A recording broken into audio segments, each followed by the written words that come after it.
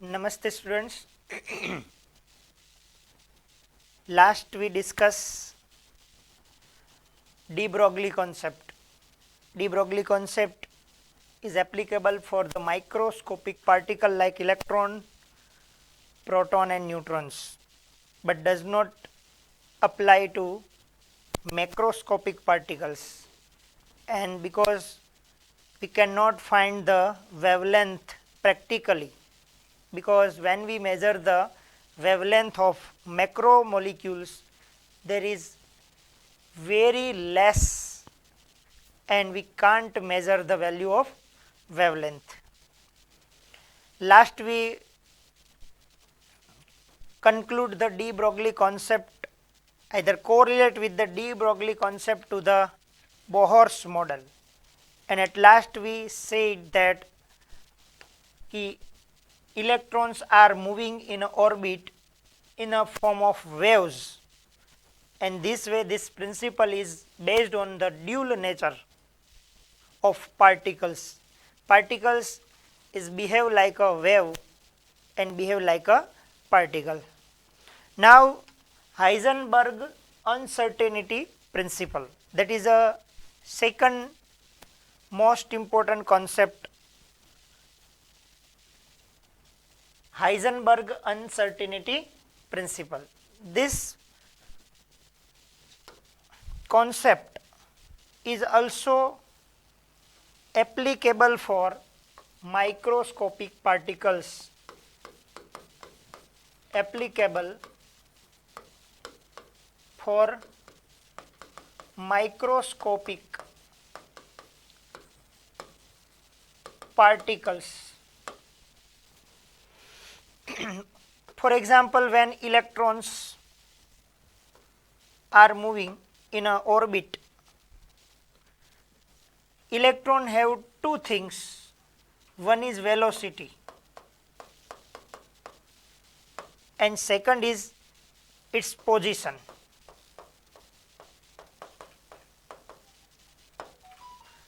This is a nucleus. When electrons revolving around the nucleus, at that time these values show the position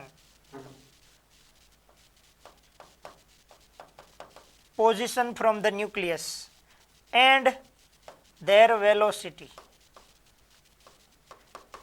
આમ કહીએ તો જ્યારે electron moving particles છે ત્યારે એમની આપણે બે કેરેક્ટરિસ્ટિક્સ, એક તો એમની વેલોસિટી અને એની પોઝિશન.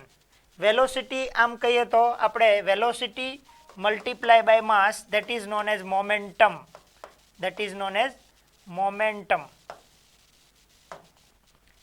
તો અહીંયા in this concept, Heisenberg uncertainty principle, it states that it is not possible to measure simultaneously both the position and momentum. Either આપણે એને કહી શકીએ velocity, because mass is constant things. Momentum મતલબ mass into velocity and m is constant. That's why we can say momentum or velocity. એટલે કે momentum એટલે આગળ આપણે ડિસ્કસ કરી ગયા છીએ. મોમેન્ટમને શો કરી શકાય p, વેગમાન, ગુજરાતીમાં કહેવાય એને વેગમાન. વેલોસિટી મતલબ એમનો વેગ, પોઝિશન મતલબ એનું સ્થાન. આ બંનેને એક સાથે એક્યુરેટલી મેઝર કરી શકાય નહીં, એણે એવું કહ્યું. Heisenberg said that it is not possible, શક્ય જ નથી. શું કરવું? ટુ મેઝર અ સાયમલ્ટેનિયસલી, બંને એક સાથે. એક તો એમનું અહીંથી સ્થાન પોઝિશન અને બીજી એની વેલોસિટી એકી સાથે એક્યુરેટલી મેઝર કરવી પોસિબલ નથી. અને જે એક્યુરેસી મેઝર કરીએ છીએ એમાં જે આપણને ઇનએક્યુરેસી મળે છે, અનસર્ટેનિટી જોવા મળે છે, એ અનસર્ટેનિટી કેટલી હોય? તો કે that is the delta x, that એને કહેવાય uncertainty in position into uncertainty in momentum is greater than equal to h upon 4 pi. એ કોની હારે રિલેટ કર્યું? એને greater than equal to h upon 4 પાઈ, જ્યાં ડેલ્ટા એક્સ એને કહી છે અનસર્ટેનિટી ઇન પોઝિશન અને ડેલ્ટા પી છે અનસર્ટેનિટી ઇન મોમેન્ટમ, મતલબ કે જે અચોક્કસતા, તમે જ્યારે મેઝર કરો છો એનું પોઝિશન ત્યારે તમને કંઈક અનસર્ટેન દેખાય, એક્યુરેટલી મેઝર કરી શકાતું નથી. હું એક સિમ્પલ એક્ઝામ્પલ આપું કે આપણી પાસે આ બુક્સ છે, આ બુક્સનું આ પેજ છે, આ પેજની મારે મેઝર કરવું છે કે આની થિકનેસ કેટલી છે. તો એના માટે હું મેઝર ટેપ યુઝ કરું, મીટર સ્કેલ કે ફૂટ સ્કેલને મેઝર કરું, તો આમની થિકનેસ એક્યુરેટલી મેઝર કરી શકાય નહીં. સિમ્પલ વાત છે. શું કામે ન કરી શકાય? કારણ કે જો મારે આને મેઝર કરવું હોય તો જે એની થિકનેસ છે એના કરતાં નાના સ્કેલવાળું મેઝરમેન્ટ આપણે લેવું જોઈએ. આ વાત સમજો, એનાથી નાના સ્કેલવાળું મેઝરમેન્ટ લેવું જોઈએ, તો આપણને એક્યુરેટલી મેઝરમેન્ટ મળી શકે. મારા બોર્ડ છે જેના ઉપર હું સ્ટડી કરાવું છું, એ બોર્ડની મેઝરમેન્ટ લેવું હોય તો હું એમની થિકનેસ મેઝર કરું તો એ સ્કેલથી થઈ જાય, પણ આ પેજની થિકનેસ ન થાય, રીઝન આપણી પાસે એટલું મેઝરમેન્ટ છે નહીં. હવે electrons are a dot like structure, ડોટને આપણે કહીએ છીએ dot, there is no dimension, dimension જ નથી, એટલું માઇક્રોસ્કોપિક પાર્ટિકલ્સ છે, તો એમની પોઝિશન એક્યુરેટલી મેઝર કરવી પોસિબલ નથી. બીજું, આપણે લાઇટ પાર્ટિકલ્સ જ્યારે આને મેઝર કરવા માટે વેલોસિટી મેઝર કરવી હોય તો લાઇટ ઇન્સિડન્ટ એના પર કરીએ, અને જો હાઈ વેલોસિટીની લાઇટ આપણે તેના ઉપર ઇન્સિડન્ટ કરીએ તો એમનું જે મોમેન્ટમ છે એ ઇલેક્ટ્રોનને મળે છે. આપણે ટેક્સ્ટબુકમાં એ જોશું, એ ડિટેલમાં આપણે ડિસ્કસ કરશું, પણ અત્યારે પહેલી વાત એ કરીએ કે હાઇઝનબર્ગ અનસર્ટિનિટી પ્રિન્સિપલ છે એ કેના માટે છે, તો કે applicable for microscopic particles like electron. આમ જોવા જઈએ તો ઇલેક્ટ્રોનનું શું, તો કે મોમેન્ટમ, અને બીજું શું, તો કે એની પોઝિશન. મોમેન્ટમ મતલબ શું, ડેલ્ટા પી, એન્ડ પોઝિશન મતલબ શું, delta x. A 100% accuracy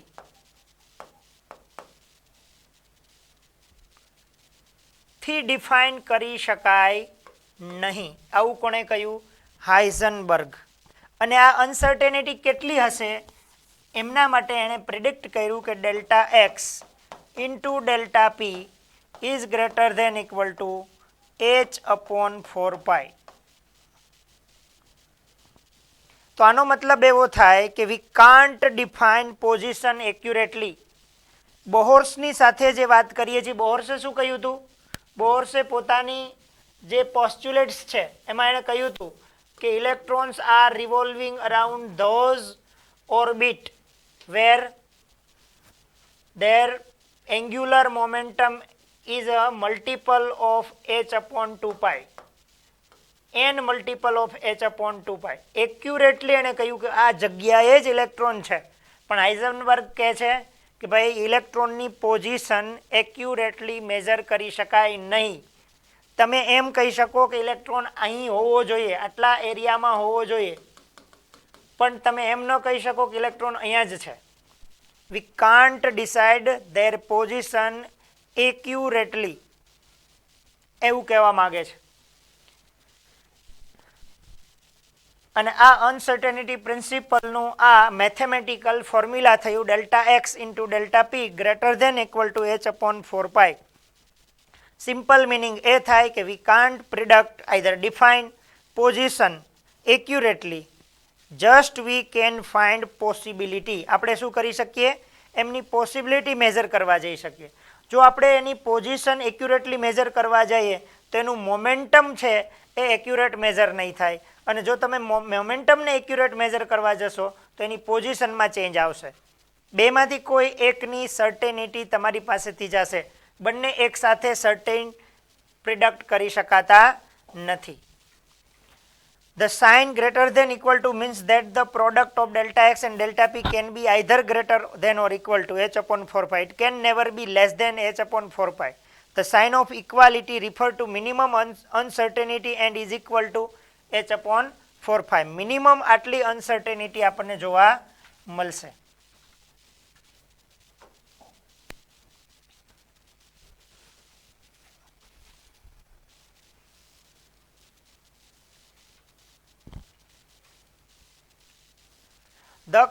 consistency of the product of uncertainty means that કે delta x is small, that is the position of particle is measured accurately, delta p would be large, and that is that there would be large uncertainty in momentum.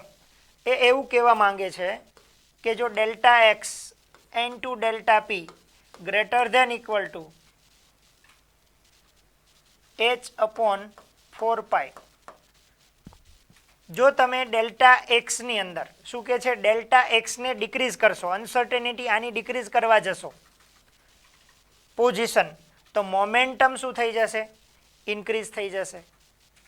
અને જો તમે મોમેન્ટમને decrease કરવા જશો, delta પી મતલબ શું થયું change in position, accurately આપણે position major કરવી છે. એ એક્યુરેટલી પોઝિશન મેજર કરવી હોય તો આપણે એમના માટે જે પણ કંઈ પ્રોસિજર કરવી પડે એ કરવા જઈએ છીએ ત્યારે ડેલ્ટા એક્સ છે એ ઇન્ક્રીઝ થઈ જાય છે. મતલબ ડેલ્ટા મતલબ અનસર્ટેનિટી, એકચ્યુઅલી પોઝિશન એક્સ છે પણ અહીંયા જે ચેન્જીસ આવે છે એક્યુરેટ પોઝિશનમાં એને આપણે શું કીધું ડેલ્ટા એક્સ. તો uncertainty in position, the position of the particle is measured accurately, delta p would be large, એટલે uncertainty delta p ની વધી જશે.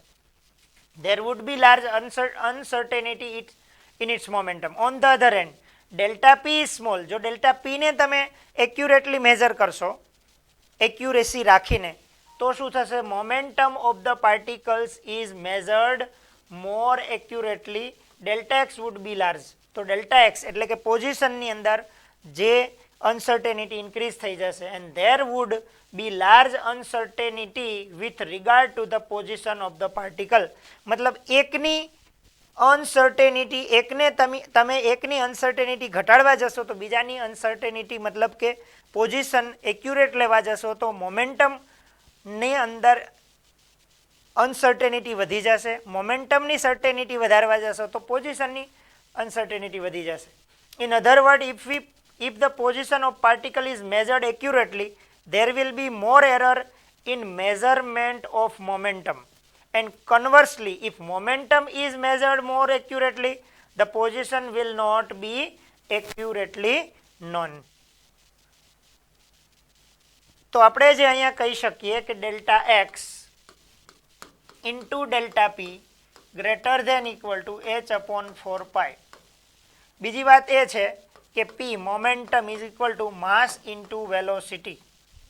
સપોઝ ચેન્જ ઇન પોઝિશન થાય, ચેન્જ ઇન મોમેન્ટમ થાય તો માસ તો રિમેઇન સેમ, એટલે માસમાં કોઈ ચેન્જ થવાનો નથી. That's why delta v change in velocity change થશે. તો આપણે અહીંયા લખી શકીએ કે delta x into mass into delta v is greater than equal to h upon 4 pi. તો આના પરથી આપણે આ પણ લઈ આવી શકીએ delta x into delta V greater than equal to h upon 4 pi m.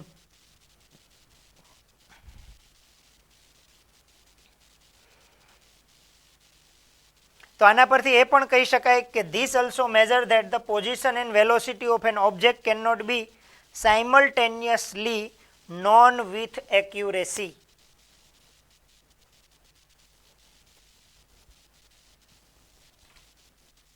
જ્યારે લાર્જ ઓબ્જેક્ટમાં આવું નથી થતું. લાર્જ ઓબ્જેક્ટની તમે પોઝિશન એન્ડ વેલોસિટી બંને એક્યુરેટલી મેજર કરી શકો. સ્કાયમાં કોઈ પ્લેન જતું હોય તો એમની અંદર રડારનો યુઝ કરી અને આપણે એનું એક્યુરેટલી પોઝિશન એન્ડ વેલોસિટી બંને ફાઇન્ડ કરી શકીએ અને એને ટાર્ગેટ કરી શકીએ. રીઝન એ છે કે plane is a large body. આ પ્લેન છે એ લાર્જ બોડી છે. હવે જ્યારે આપણે હાઈ વેવલેન્થ લેમડા જે કહીએ, હાઈ વેવલેન્થનું વેવ્સ આની પર અપ્લાય કરીએ, મતલબ કોલાઇડ કરીએ, અને જ્યારે ફરીથી કોલાઇડ થઈને અહીંયા આવશે ત્યારે આ પ્લેનની આ જે લેમડા છે આની યારે કોલાઇડ થશે તો પ્લેનની પોઝિશન કે વેલોસિટીમાં કંઈ ચેન્જ થશે નહીં, કારણ કે આ પ્લેન છે એમનું માસ વેરી હાઈ છે અને માસ વધારે હોય તો એમને તમે કોઈ પણ એક હાઈ વેવલેન્થનું રેડિયેશન એપ્લાય કરશો તેની પોઝિશન કે વેલોસિટીમાં કંઈ ચેન્જ થશે નહીં. પણ જો તમે એક્યુરેટલી ઇલેક્ટ્રોનની પોઝિશન મેજર કરવા જશો, ફોર એક્ઝામ્પલ ઇલેક્ટ્રોન્સ, અને એમને હાઈ વેવલેન્થનું રેડિયેશન તમે એને એપ્લાય કરશો તો આઈધર એની વેલોસિટી ઇન્ક્રીઝ થઈ જશે, કારણ કે આજે રેડિયેશનના પ્રપોર્શનમાં ઇલેક્ટ્રોન છે માઇક્રોસ્કોપિક છે, એટલે એમની જે વેલોસિટી હશે, આપણે આમ જોવા જઈએ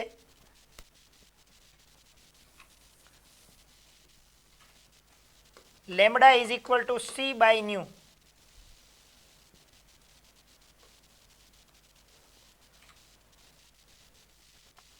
અને C is equal to V into lambda. એટલે આમ જોવા જશો તો lambda and C both are proportional to each other. આપણી ટેક્સ્ટ બુકમાં એક્યુરેટલી એક પેરેગ્રાફ છે, હું તમને જરા એ પેજ નંબર પર લઈ જાઉં છું. Page number 51.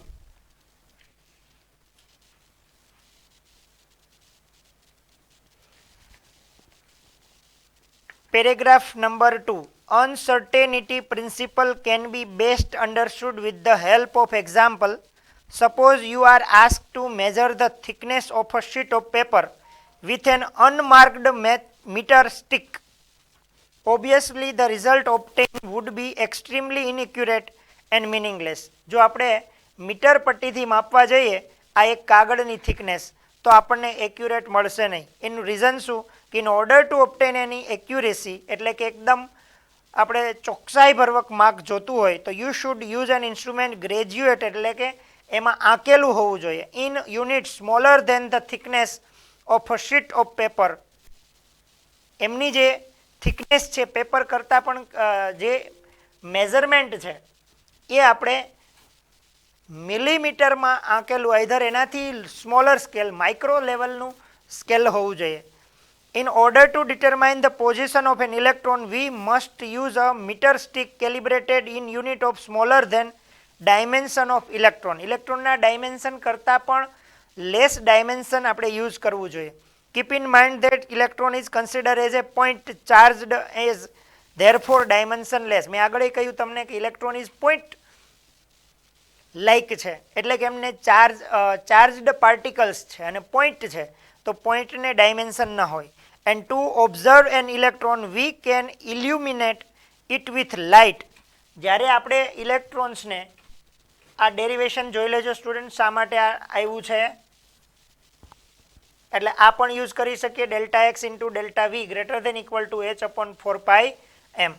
અહીંયા એવું કહ્યું છે કે જો તમારે to observe an electron we can illuminate it with light, તમે ઇલેક્ટ્રોન્સને કોઈ લાઇટથી ઇલ્યુમિનેટ કરો, એના પર લાઇટ એપ્લાય કરો છો, ઓર ઇલેક્ટ્રોમેગ્નેટિક રેડિયેશન, આઈધર આપણે એને કોઈ ઇલેક્ટ્રોમેગ્નેટિક રેડિયેશન એના પર આપાત કરીએ છીએ, એટલે કોઈ પ્રકારનું લેમ્ડા એની વેવલેન્થવાળું રેડિયેશન એના પર આપણે એપ્લાય કરીએ. The light used must have wavelength smaller than dimension of electron. તો આપણે લાઇટની જે લેમ્ડા યુઝ કરીએ છીએ એ કેવી હોવી જોઈએ? સ્મોલર ધેન ધેર ડાયમેન્શન, ઇલેક્ટ્રોનના ડાયમેન્શનથી લેસ શું હોવું જોઈએ? એમની લેમ્ડા.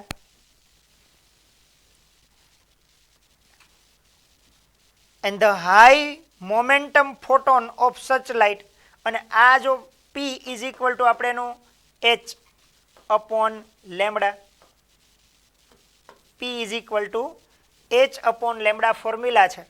તો જેમ તમે સ્મોલર લેમ્ડા લેશો, જુઓ P inversely proportional to the lambda, smaller wavelength લેશો અને આની સાથે એ વેવલેન્થ કોલાઇડ થશે તો શું થશે? જો આ કેવું હશે? વેરી લેસ, તો P કેવું હશે? હાઈ. P મતલબ એનું મોમેન્ટમ કેવું થઈ જશે?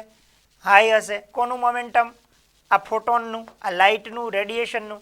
તો એ હાઈ મોમેન્ટમ આની સાથે કોલાઇડ થશે.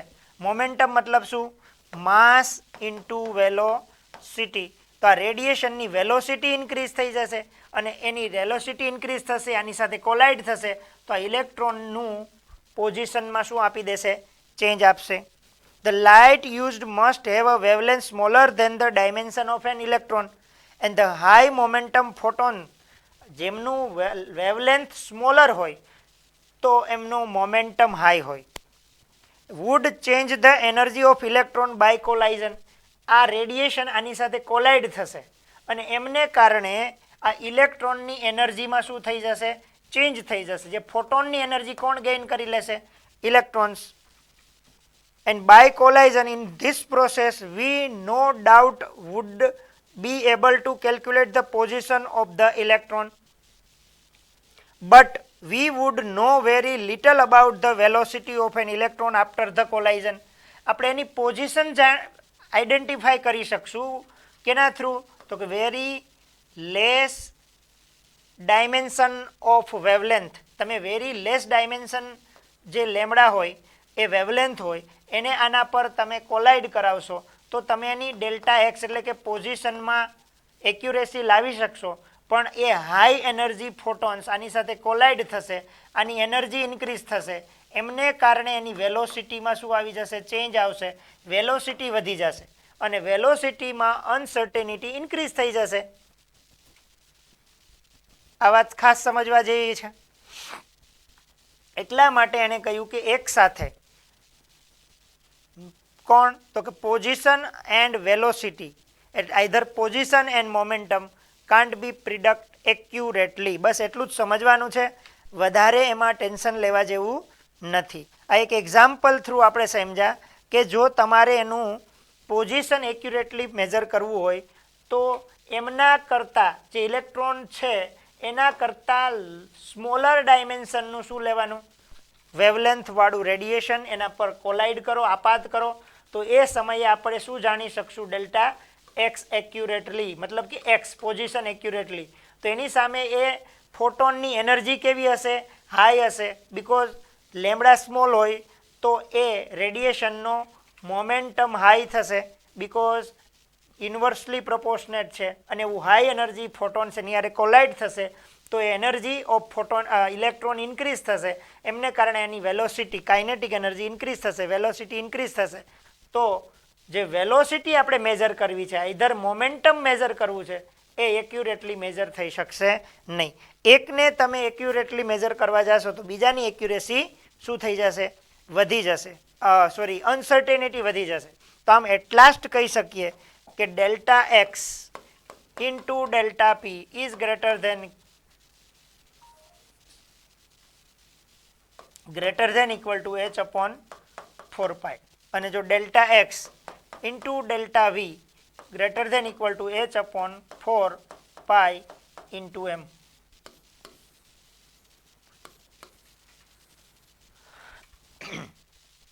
તો બંને એકી સાથે આપણે એક્યુરેટલી મેઝર કરી શકીએ નહીં. હવે લાસ્ટની અંદર આપણે એવું કહી શકીએ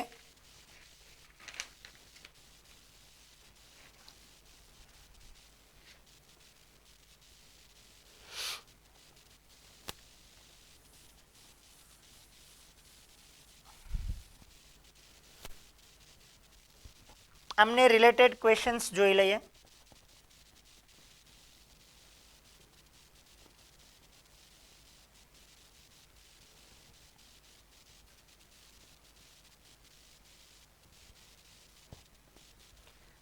જો અહીંયા એમનું એક્સપ્લેનેશન છે, અગેન એક વખત જોઈ લો. Physical concept of uncertainty principle. In order to understand the physical concept of uncertainty principle, let us study as to know how the position of material object is determined. મારે કોઈનું position જોવી છે તો position માટે આપણે એને observe કરવું important છે. આપણે એને જોવું પડે, એમનું પોઝિશન જોવી પડે ક્યાં છે એ. To determine the position of an object we must able to see the object. આપણે ઓબ્જેક્ટને જોવો પડશે, ઓબ્ઝર્વ કરવો પડશે. This can be done with the help of light of suitable wavelength when a beam of light falls on object, એટલે કે આપણો object કોણ છે? ઇલેક્ટ્રોન્સ. એના પર આપણે બીમ ઓફ લાઇટ મતલબ રેડિયેશન, અને આ રેડિયેશનને સર્ટેન શું હશે? Lambda wavelength. When a beam of light fall on object, the photon of this incident light are scattered at the object and reflected light enters our eye. જ્યારે આ light આની સાથે કોલાઇડ થશે, પછી એ લાઇટ આની સાથે કોલાઇડ થઈને આપણી આઈઝની અંદર આવશે, ત્યારે આપણે આ ઓબ્જેક્ટને જોઈ શકશું. Now if the object is large, its position and velocity will not change by the impact of the striking photon. મેં તમને કહ્યું એમ, જો આ પ્લેન જતું હોય સ્કાયમાં અને એમનું પોઝિશન અને એક્સ એન્ડ વેલોસિટી વી બંને એક્યુરેટલી ફાઇન્ડ થઈ શકે બાય રડાર, કારણ કે રડાર શું પાસ કરે? ઇલેક્ટ્રોમેગ્નેટિક વેવ્સ એની સાથે કોલાઇડ થશે, રિટર્ન અહીંયા આવશે અને એમનું કેલ્ક્યુલેશન કરી અને પોઝિશન એન્ડ વેલોસિટી બંને એક્યુરેટલી મેઝર કરી લેશે. કારણ કે એ ફોટોન જે એની હારે કોલાઇડ થાય છે આ પ્લેન સાથે, તો પ્લેનનું માસ ઘણું વધારે છે, એટલે પ્લેનના પોઝિશનમાં કે વેલોસિટીમાં કશો જ ફરક પડવાનો નથી. હાથીની સાથે ચીંટી અથડાય તો એનાથી હાથીને કાંઈ ફરક પડતો નથી, એના જેવી વાત છે. Now if the object is large, its position and velocity will not change by the impact of striking photon. Photon એની હારે અથડાશે તો એમની પોઝિશન કે વેલોસિટીમાં મોટા ઓબ્જેક્ટને કાંઈ ફરક પડવાનો નથી. Thus it will be possible to determine both the position and velocity of the object simultaneously. બંને આપણે એક્યુરેટલી મેજર કરી શકશું. કેના માટે? લાર્જ ઓબ્જેક્ટ હશે એમના માટે. However, in case of microscopic object, જે આપણે કહી રહ્યા છીએ કોણ? તો કે microscopic electrons and proton, such as electron, the interaction of the striking photon આની સાથે કોલાઇડ થશે with the particle will cause appreciable displacement of the particle from its normal path. અહીંયા શું થશે? આપણે કહ્યું કે આ લેમ્બડા કેટલું લેવાનું છે? મિનિમમ. જો લેમ્બડા મિનિમમ લેશું તો ફોટોન પી કેટલું થઈ જશે? મેક્સિમમ હશે આ ફોટોનનું, અને આની સાથે કોલાઇડ થશે. એમને કારણે હું એક સિમ્પલ વાત કરું છું, એક સામેથી ટ્રક આવે છે અને એમની સાથે અહીંયા બાઇક કોલાઇડ થાય, તો આ બાઇકનું પોઝિશનમાં ચેન્જ આવશે કે આ ટ્રકની પોઝિશન ચેન્જ થશે? એવું બનશે કે આ બાઇકની સાથે ટ્રક અથડાય તો આ રોડની પહેલી સાઈડમાં ચાલ્યો જશે? એવું નહીં થાય. કોને વધારે પોઝિશનમાં ચેન્જ આવશે? આ બાઇક છે એમની પોઝિશનમાં ચેન્જ થશે, એ ફંગોળાઈ જશે દૂર સુધી. શું કામે? તો કે એનું માસ કેવું છે? વેરી લેસ છે. આનું માસ કેવું છે? વેરી હાઈ છે. એટલે આનું મોમેન્ટમ ભલે વેલોસિટી 10 કિલોમીટર પર અવર્સ હોય તો પણ આનું મોમેન્ટમ, કારણ શું? તો કે આ 1000 કિલોગ્રામનો છે, multiply by 10 is equal to શું થઈ જશે? 10,000 કિલોગ્રામ મીટર પર સેકન્ડ. આ એમનું મોમેન્ટમ થયું. આમનો વેઇટ કેટલો છે? 100 ઇન્ટુ 10, તો આનો મોમેન્ટમ ખાલી 1000 થયું. એટલા માટે આને કશો ફરક નહીં પડે, પણ આને ફરક પડવાનો છે. તો અહીંયા એવી જ પોઝિશનની વાત થઈ સ્ટુડન્ટ્સ કે આ ઇલેક્ટ્રોન્સ છે આપણો, એ ઇલેક્ટ્રોન્સનું ડાયમેન્શન વેરી લેસ હોય, એની સામે આ લેમ્બડા છે એ મિનિમમ લીધું છે, એટલે એમનું મોમેન્ટમ વધારે છે. એ મોમેન્ટમવાળું રેડિયેશન જ્યારે ઇલેક્ટ્રોન સાથે કોલાઇડ થાય તો એ પોતાની પોઝિશન શું થઈ જશે? ચેન્જ થઈ જશે. એમને કારણે તમે એકી સાથે બે વાત એક્યુરેટલી મેઝર કરી શકવાના નથી. The interaction of the striking એટલે અથડાવવું, કોની સાથે? તો ફોટોન, કોની ઓફ લાઇટ, કોની સાથે? પાર્ટિકલ, વિલ કોઝ શું થશે? તો કે એપ્રિસિએબલ એટલે કંઈક આપણને દેખાય એવું displacement of the particle from its normal path. જે નોર્મલ પાથ જતો હશે એનાથી એની પોઝિશનમાં ચેન્જ થઈ જશે.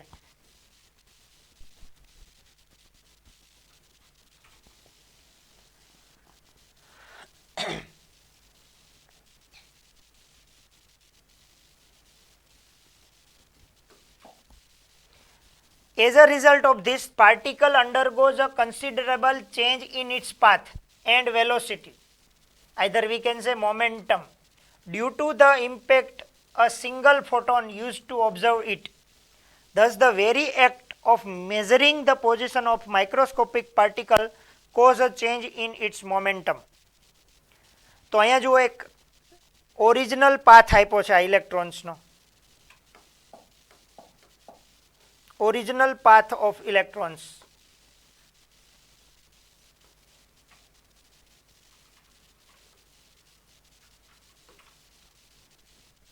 હવે અહીંથી એક ફોટોન આની પર ઇન્સિડેન્ટ થાય છે. આ માઇક્રોસ્કોપ છે જેને આપણે ઓબ્ઝર્વ કરી રહ્યા છીએ ઇલેક્ટ્રોનની પોઝિશન ચેક કરવા માટે. હવે થયું શું, આ ફોટોન એની પર ઇન્સિડેન્ટ થયો. એ ફોટોન છે મિનિમમ વેવલેન્થ છે, મતલબ તમે સમજી શકો ફોટોનની મેક્સિમમ શું હશે, મોમેન્ટમ, માસ ઇન્ટુ વેલોસિટી. એ આની હારે કોલાઇડ થશે, એમને કારણે પોતાની પાથ કેવો થઈ ગયો, ચેન્જ થઈ ગયો. New path and velocity of electron after interaction with photon. એટલે કે તમે એક્ઝેક્ટ પોઝિશન અને વેલોસિટી આઈધર મોમેન્ટમ ડિસાઇડ કરી શકશો નહીં. આવું કોને કીધું? હાઇઝનબર્ગ. તો આને કહેવાય એનું physical concept of uncertainty principle. One of the important implications of the Heisenberg uncertainty principle is that it rules out the well-defined circular path, orbit or trajectories proposed by Bohr. એટલે બોહરે શું propose કર્યો હતો કે બોહરે કહ્યું હતું કે electrons revolve around the nucleus અને ત્યાં જ આટા મારે રાખે છે, ચોક્કસ પોઝિશનમાં ચક્કર લગાડે છે. પણ અહીંયા એ વાત સાચી ઠરતી નથી. Since for the subatomic particle like electron it is not possible to simultaneously determine the position and velocity at any moment with good degree of precision. એટલે એક્યુરેસીની સાથે આપણે એની પોઝિશન અને વેલોસિટી ડિસાઇડ ન કરી શકીએ. And therefore it is not possible to talk about the trajectory of an electron or well defined circular orbit. તમે એમ ન કહી શકો કે ઇલેક્ટ્રોન આ જ કક્ષામાં આ જ જગ્યાએથી વારંવાર પસાર થઈ રહ્યો છે. એવું બોહરે કહી દીધું હતું કે ભાઈ આટલો જ દૂર છે. આનું રેડિયસ પણ એને ડિસાઇડ કરીને આપી દીધું, એમની વેલોસિટી પણ એને ડિસાઇડ કરીને આપી દીધી છે, એમની એનર્જી પણ એને ડિસાઇડ કરીને આપી દીધી છે. એક્ઝેક્ટ આટલું જ હશે એ વાત કરી છે, એ અહીંયા પોસિબલ નથી. એવું કોણ કહે છે? According to Heisenberg uncertainty principal. આ બે રીઝનને કારણે બોહર્સનું મોડેલ જે છે એની એ લિમિટેશન્સ છે, આ વાતને એક્સપ્લેન કરી શકાતી નથી. It should be borne in mind that the uncertainty is not due to lack of sufficient refined techniques, but it is due to the fact that we cannot observe microscopic things without disturbing them. એટલે કહેવા એમ માંગે છે કે ભાઈ આ આપણે કશું જ નથી કર્યું કે અનસર્ટેનિટી આપણે નથી લાવતા. એકચ્યુઅલી અનસર્ટેનિટી એટલા માટે છે કે તમે કોઈ પણ માઇક્રોસ્કોપિક ઓબ્જેક્ટને જોવો હોય તો તમે એને ડિસ્ટર્બન્સ કર્યા વગર જોઈ શકશો નહીં. ડિસ્ટર્બન્સ એટલે શું? કોઈ પણ રેડિયેશન એના ઉપર આપાત કરશો, તમારે જોવા માટે લાઇટ ઇલ્યુમિનેટ કરવી પડશે, લાઇટ આપાત કરવી પડશે, લાઇટ એના પર ઇલ્યુમિનેટ કરશો ત્યારે એની પોઝિશનમાં ચેન્જ થાય છે. And no instrument can observe the position of an electron without affecting its motion. એમની મોશનમાં ચેન્જ કર્યા વગર આપણે એમને એક્યુરેટલી મેઝર કરી ન શકીએ. In other words, uncertainty principle is the fundamental limitation of nature. Microscopic પાર્ટિકલને તમારે ઓબ્ઝર્વ કરવો હોય તો આપણી આંખ ક્યારે એને જોઈ શકે? તો કે તેના પર આપણે લાઇટ પાસ કરીએ તો, અને લાઇટ એને કોલાઇડ થઈ પાછી આપણી આંખમાં પહોંચે રિફ્લેક્શન પછી. તો જ્યારે લાઇટ એના પર આપાત થાય તો લાઇટનું જે પણ કાંઈ મોમેન્ટમ છે એ કોણ લઈ લે છે? ઇલેક્ટ્રોન્સ. એટલે એની પોઝિશનમાં ચેન્જ થાય છે. Thus we cannot design an experiment to obtain an accurate value of both the position and momentum for microscopic object. એટલે અહીંયા કીધું છે કે આપણે કોઈ પણ માઇક્રોસ્કોપિક ઓબ્જેક્ટની પોઝિશન અને વેલોસિટી મેઝર કરવાનો એક્સપેરિમેન્ટ સક્સેસફુલી કરી શકીએ નહીં. And however in our daily life this principle has no significance. આ પ્રિન્સિપલને આપણી ડેઇલી લાઈફમાં કોઈ જ ઇમ્પોર્ટન્સ નથી, કારણ કે આપણે જે ડેઇલી રૂટીન લાઈફ છે એ બધા મેક્રોસ્કોપિક પાર્ટિકલ્સ છે.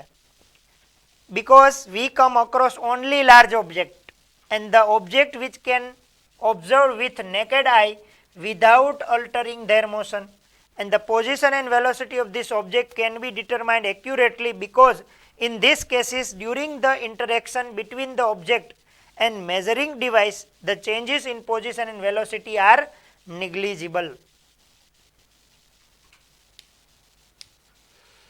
This may also be illustrated as follows. અહીંયા એને આપણને એક્ઝામ્પલ આપેલું છે કે કેટલો ચેન્જીસ થશે, શું થવાનું છે. એ કેલ્ક્યુલેટિવ પાર્ટ છે, એમાં અત્યારે આપણે જશું નહીં. એ હું તમને એક્ઝામ્પલ થ્રુ એક્સપ્લેન કરીશ.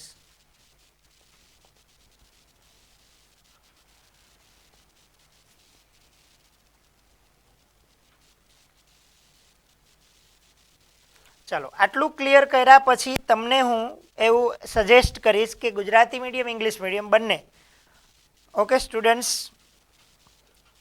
વિડીયોને સ્ટોપ કરી અને ટેક્સ્ટ બુકની જે હાઇઝનબર્ગ અનસર્ટેનિટી પ્રિન્સિપલ છે એના સ્ટેટમેન્ટ રીડ કરી જાય. ઓકે, એમાં કંઈ જ ક્વેશ્ચન્સ હોય ન સમજાય તો એ પાર્ટને અંડરલાઇન કરી મને વોટ્સએપ કરી શકે. ઓકે, એમને હું નેક્સ્ટ લેક્ચરમાં ક્લિયર કરાવી દઈશ. હવે આપણે અહીંયા હાઇઝનબર્ગના અનસર્ટેનિટી પ્રિન્સિપલ્સને એસોસિએશન કરવાનું છે. કોની સાથે? તો કે association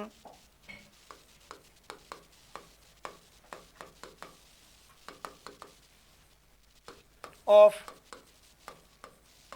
Bohr's model with Heisenberg's principle.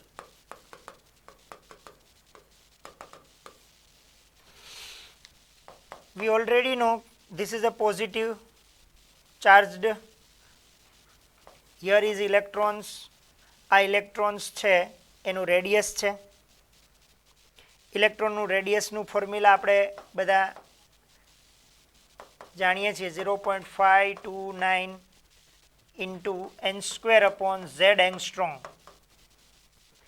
અને આ ઇલેક્ટ્રોન્સ છે એની velocity A 2.188 into 10⁶ z/n.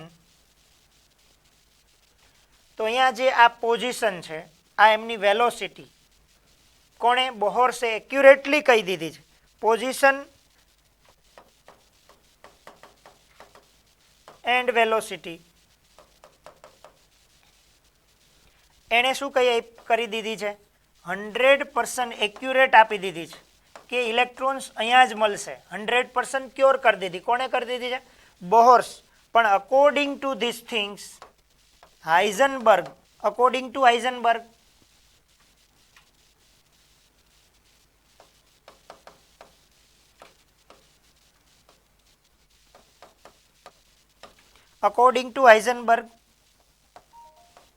this certainty can't be predict. એમ કે છે કે આપણે સર્ટેનિટી પ્રિડક્ટ કરી ન શકીએ. તો એણે શું કીધું? According to Heisenberg,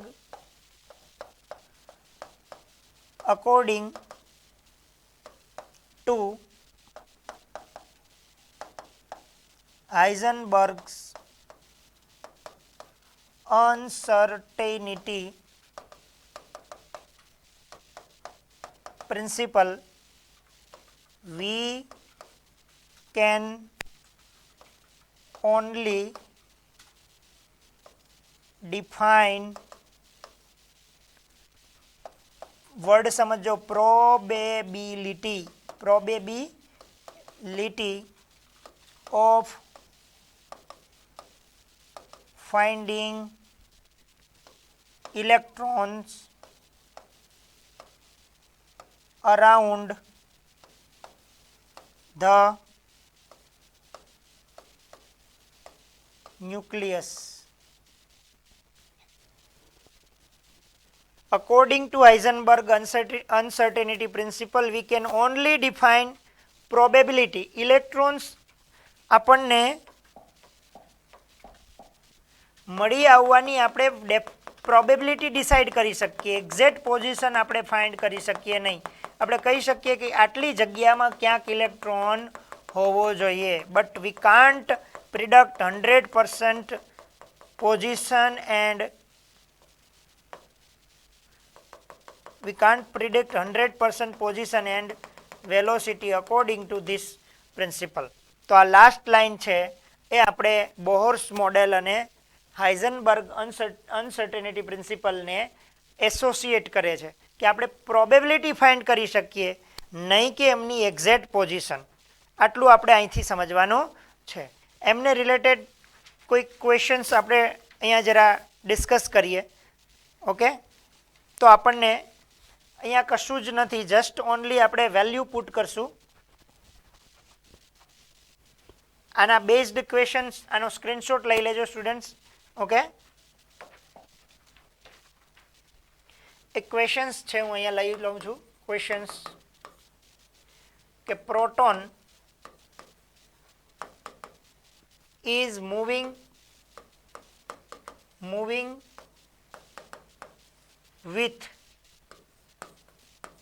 speed 2 into 10 raised to 5 plus or minus 0.01 meter per second. Calculate uncertainty in position. Actually આ ટાઈપના જે ક્વેશ્ચન્સ હોય તેમાં તમારે ટર્મિનોલોજીને સમજવાની છે, કેવા શું માગે છે, અને ટર્મિનોલોજી સમજી લેશો એટલે ક્વેશ્ચન્સ ઇઝીલી સોલ્વ થઈ જશે. જો ક્વેશ્ચનમાં શું કીધું, proton is moving with speed એટલે વેલોસિટી આપણને આપી છે, પ્લસ ઓર માઇનસ 0.01, મતલબ શું કહેવા માગે છે, અનસર્ટેનિટી ઇન વેલોસિટી કેટલી, તો કે આટલો ફેર આવે છે. જુઓ 0.01, કાંઈ એટલી વધારે આવશે ને કાંઈ એટલી ઓછી આવશે.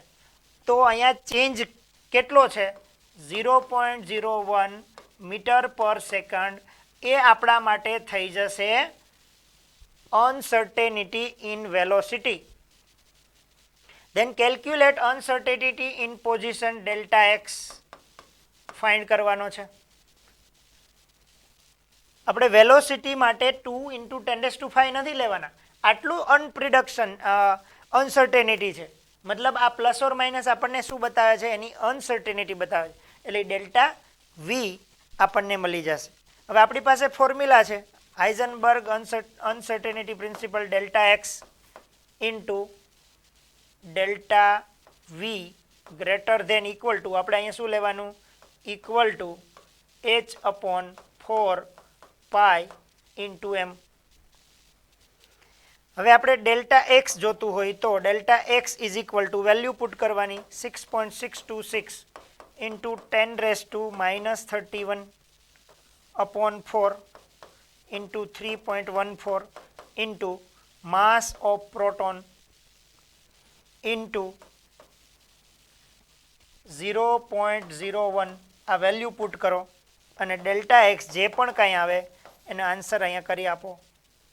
એ આપણી શું આવી જશે, ડેલ્ટા એક્સ પોઝિશનની અંદર અનસર્ટેનિટી આવી જશે. હું એક્સપેક્ટ કરું કે આપ વેલ્યુ પુટ કરી અને શું કરવાનું છે, કેલ્ક્યુલેશન કરવાનું છે. આ ટાઈપના ક્વેશ્ચનમાં બીજું કશું જ નવું કંઈ થઈ શકે નહીં સ્ટુડન્ટ્સ. જસ્ટ ઓનલી તમારે શું કરવાનું છે, ક્વેશ્ચન્સની ટર્મિનોલોજીને સમજવાની અને પુટ કરવાની છે. ઓકે, આ ટાઈપનો એક ક્વેશ્ચન્સ જરા જોઈ લેજો, કેલ્ક્યુલેટ કરજો, જે આન્સર આવે એ ચેક કરજો. આમનો સ્ક્રીનશોટ લઈ લેજો. એક નેક્સ્ટ ક્વેશ્ચન્સ આપું છું. ક્વેશ્ચન્સની અંદર થોડું કંઈક ચેન્જ આપે. For example, an electron is moving with speed 5 into 10 raised to 4 meter per second, which is accurate up to 2%.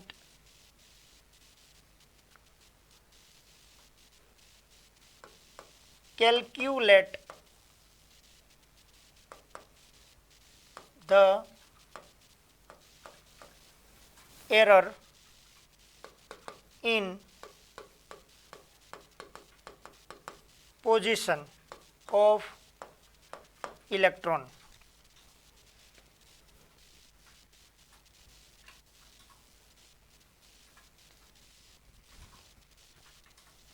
અહીંયા એક્યુરેટની જગ્યાએ આઈ થિંક શું લખવાનું છે આપણે? એરર.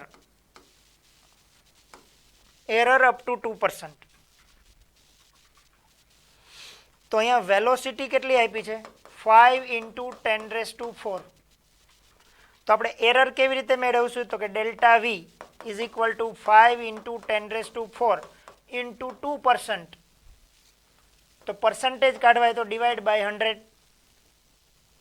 આની સાથે 2 મલ્ટીપ્લાય કરો, ડિવાઈડ બાય 100, 5 2 ઝા 10, તો 10 કટ. તો અહીંયા આવી જશે 10 raised to 3 metre per second.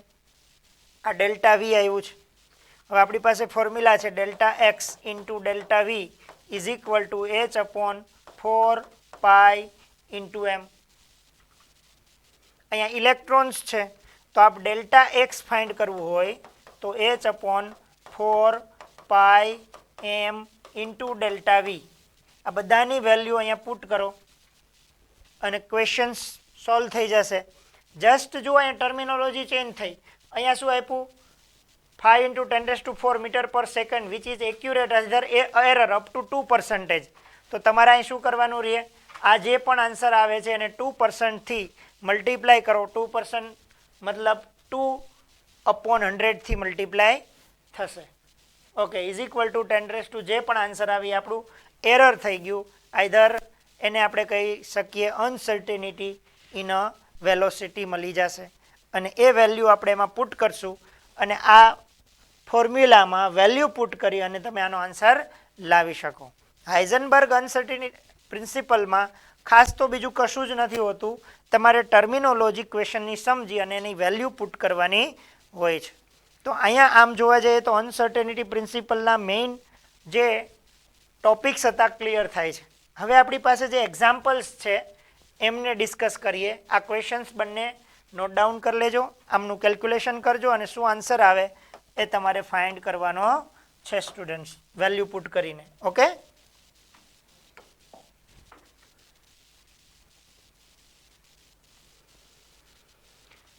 જો અહીંયા ક્વેશ્ચન્સ છે. Calculate the uncertainty in the position of an electron if uncertainty in its velocity is, જો delta v is given 5.7 into 10 raised to 5 meter per second. બીજું આપણને h પણ આપેલું છે 6.6 into 10 raised to minus 34 joule per second, joule into second.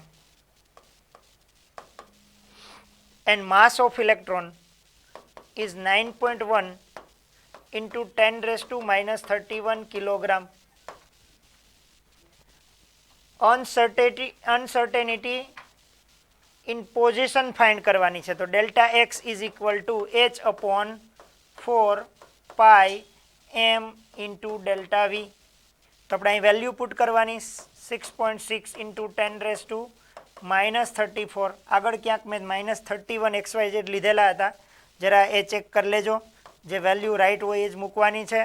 પાઈની value 3.14 into mass of electron 9.1 into 10 raise to minus 31 into delta v 5.7 into 10 raise to 5 metre per second. આ બધાને તમે શું કરો?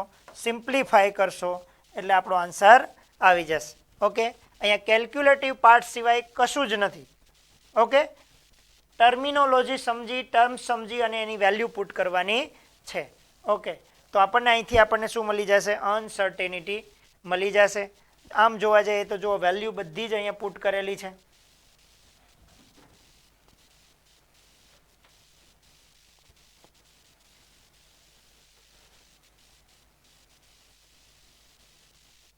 બધી વેલ્યુ પુટ કરતા આપણે લાસ્ટ આન્સર આટલો મળી જશે, પણ કેલ્ક્યુલેટ કરતા શીખજો. સિમ્પલી આગળનો ક્વેશ્ચન છે, calculate the uncertainty in the velocity of a wagon of mass 2000 kilogram which position is known as accuracy of plus or minus 10 meter.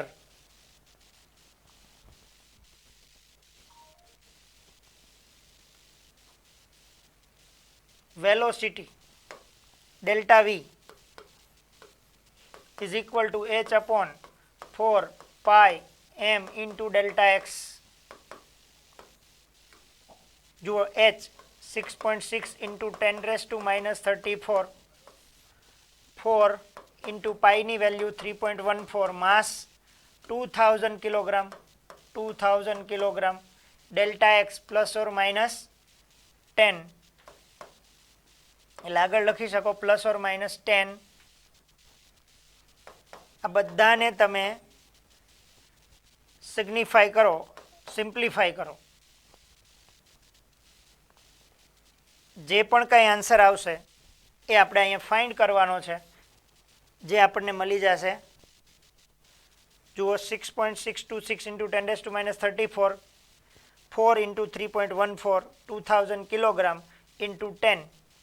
જો લાસ્ટ આન્સર આવે એ આપણી સામે છે. ઓકે, એનસીઆરટીનો ક્વેશ્ચન છે, જરા સોલ્વ કરજો, ટ્રાય કરજો સ્ટુડન્ટ્સ. સિમ્પલ છે, uncertainty principal. On the basis of Heisenberg uncertainty principle, show that electron cannot exit within the atomic nucleus of radius 10 raised to minus 15 meter.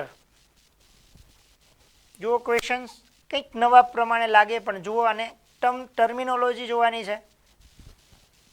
Electron cannot exit within the atomic nucleus of radius 10 raised to minus 15 meter. જુઓ અહીંયા કહ્યું છે the radius of atomic nucleus કેટલું હોય? 10 raised to minus 15 meter. Now if the electron were to exit within the nucleus, the maximum uncertainty in its position would have been 10 raised to minus 15 meter. ત્યાં સુધી તો છે જ નહીં. આ nucleus જે છે, એટોમિક ન્યુક્લિયસની સાઇઝ જ આપણને આપેલી છે, અને એણે શું કીધું? Uncertain principle show that electron can not exist within the atomic nucleus. ત્યાં ન મળે તો એ પોઝિશન શું થઈ? તો કે ડેલ્ટા એક્સ કેટલું થયું? 10 રેઝ ટુ માઇનસ 15 મીટર. આપણે આને શું લઈ લેવાની છે? અનસર્ટેનિટી. હવે આપણે ફાઇન્ડ કરવાનું છે ડેલ્ટા પી, મતલબ માસ ડેલ્ટા વી. તો delta v equal to h upon 4 pi m into delta x. આ બધી વેલ્યુ પુટ કરવાની. એચ ઓલરેડી યુ નો, ઇલેક્ટ્રોનનું માસ જાણીએ છીએ, એની ઇનએક્યુરેટ પોઝિશન માટે 10 રેઝ ટુ માઇનસ 15. સિમ્પ્લિફાય કરીએ તો આપણને વેલોસિટીની અંદર અનસર્ટેનિટી મળી જશે. એ આપણને સિમ્પલી ફાઇન્ડ કરી શકીએ. ધ્યાન આપજો ખાસ. Calculate the uncertainty in position of an electron if uncertainty in its velocity is 0.001% and second is 0. The mass of electron and velocity of electron is given. Position find કરવાની છે students. Delta x and delta V equal to given છે 300 metre per second, અને એમાં આપણે કેટલી લેવાની છે? 0.0. આ વી છે.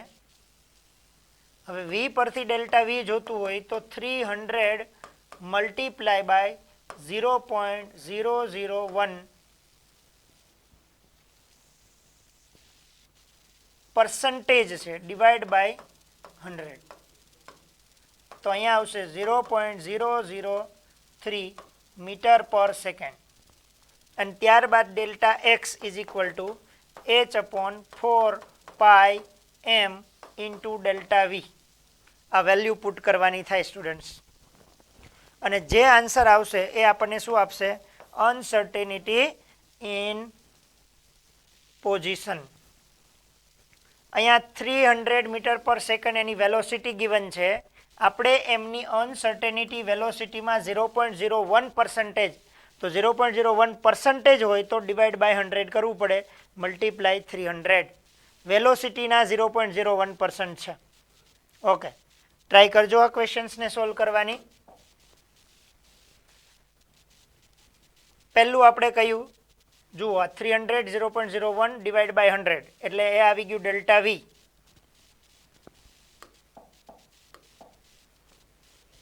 વેલ્યુ પુટ કરીએ એટલે આપણને મળી જશે. હવે બીજી વાત એણે કીધી હતી ક્વેશ્ચન્સમાં કે ડેલ્ટા વી 0 હોય તો ડેલ્ટા વી 0, તો delta x is equal to h/4π delta m. તો આમ જોવા જઈએ તો delta v is 0, then the denominator in the above expression becomes 0, and therefore uncertainty in position is infinity. આ શું આન્સર આવી જાય? ઇન્ફિનિટી આવી જાય. ધ્યાન આપજો, 0 હોય તો શું આવે? ઇન્ફિનિટી આન્સર આવે. એમસીક્યુ માટે પણ ઇમ્પોર્ટન્ટ છે. An electron has a speed of 500 meter per second inverse, which uncertainty of 0.02%. What is the uncertainty in locating its position? ચાલો આને હોમવર્કમાં કરજો, ટ્રાય કરજો સ્ટુડન્ટ્સ. હવે આ ફાવશે જ. ઓકે, આપ હોમવર્કમાં કરી શકો છો. જુઓ અહીંયા કેલ્ક્યુલેશન પણ આપ્યું જ છે, ટ્રાય કરજો. Golf ball has mass 40 gram and a speed 45 meter per second. If the speed can be measured with accuracy of 2%, calculate the uncertainty in position. Golf ball mass is given 40 gram છે, kilogram કરો તો 0.04 kg. Speed છે v is equal to 45 metre per second, પણ delta v is equal to measured accuracy 2%. તો 45 into 2 upon 100, 0.9 metre per second. તો આપણે find કરવાનું છે ડેલ્ટા એક્સ. તો delta x is equal to h/4πm into delta v. આ બધી value put કરવાની છે. વેલ્યુ પુટ કરીને આપ ટર્મિનોલોજી સમજી શકાય. જો આગળ આપણે આવો સમ હતો, એક્યુરેસી અપ ટુ ઓફ 2% છે.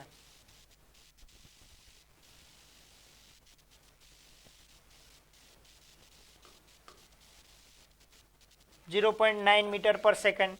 બસ અહીંયા વેલ્યુ પુટ કરવાની. એચની વેલ્યુ 4πm ઇન્ટુ 10⁻³ જે મેં તમને અહીંયા શું કરાવેલું હતું, માસ 40 ગ્રામ છે એને ડિવાઈડ બાય 1000. આઈધર તમે કરી શકો 40 ઇન્ટુ 10⁻³ આઈધર 0.04 પણ લખી શકો. કિલોગ્રામમાં કન્વર્ટ કરવું પડે કારણ કે અહીંયા ગ્રામ છે, CGS યુનિટ. ઓકે, ક્વેશ્ચન્સ જો આપણે આગળ મેં તમને એક ક્વેશ્ચન પહેલો જ આપ્યો તો એમાં પ્રમાણે જ છે, એક્યુરેસી ઓફ 2%, મતલબ તમારે સ્પીડમાં એક્યુરેસી 2%, તો ડેલ્ટા વી આવશે 45 ઇન્ટુ 2%.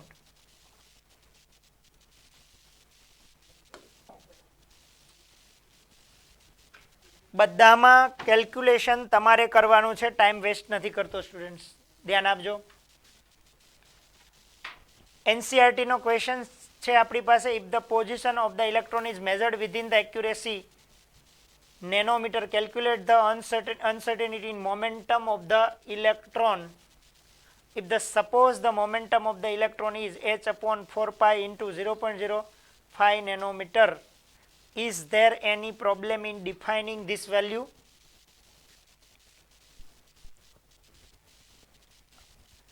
ક્વેશ્ચન્સમાં આપણને શું આપ્યું જુઓ,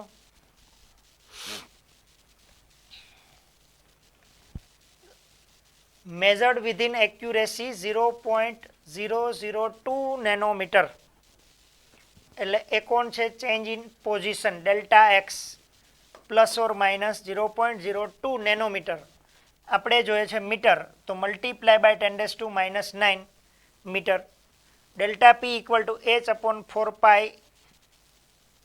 એમ આપણે ફાઇન્ડ કરવું છે અનસર્ટેનિટી ઇન મોમેન્ટમ. તો અહીંયા ફોર્મ્યુલા આપણું આ જ યુઝ થશે, delta x into delta P is equal to h upon 4π. એમાં આપણે ડેલ્ટા પી ફાઇન્ડ કરવું, તો h upon 4π into delta x. તો અહીંયા એચની વેલ્યુ પુટ કરી, આપણી પાસે 4 પાઈની વેલ્યુ 22/7 અને ડેલ્ટા એક્સની વેલ્યુ અહીંયા છે 0.002 ઇન્ટુ 10⁻⁻⁹. તો અહીંયા 2.63 into 10⁻23 kilogram metre per second આવ્યું. હવે મોમેન્ટમ ઓફ ઇલેક્ટ્રોન આપણને અહીંયા આપેલો છે,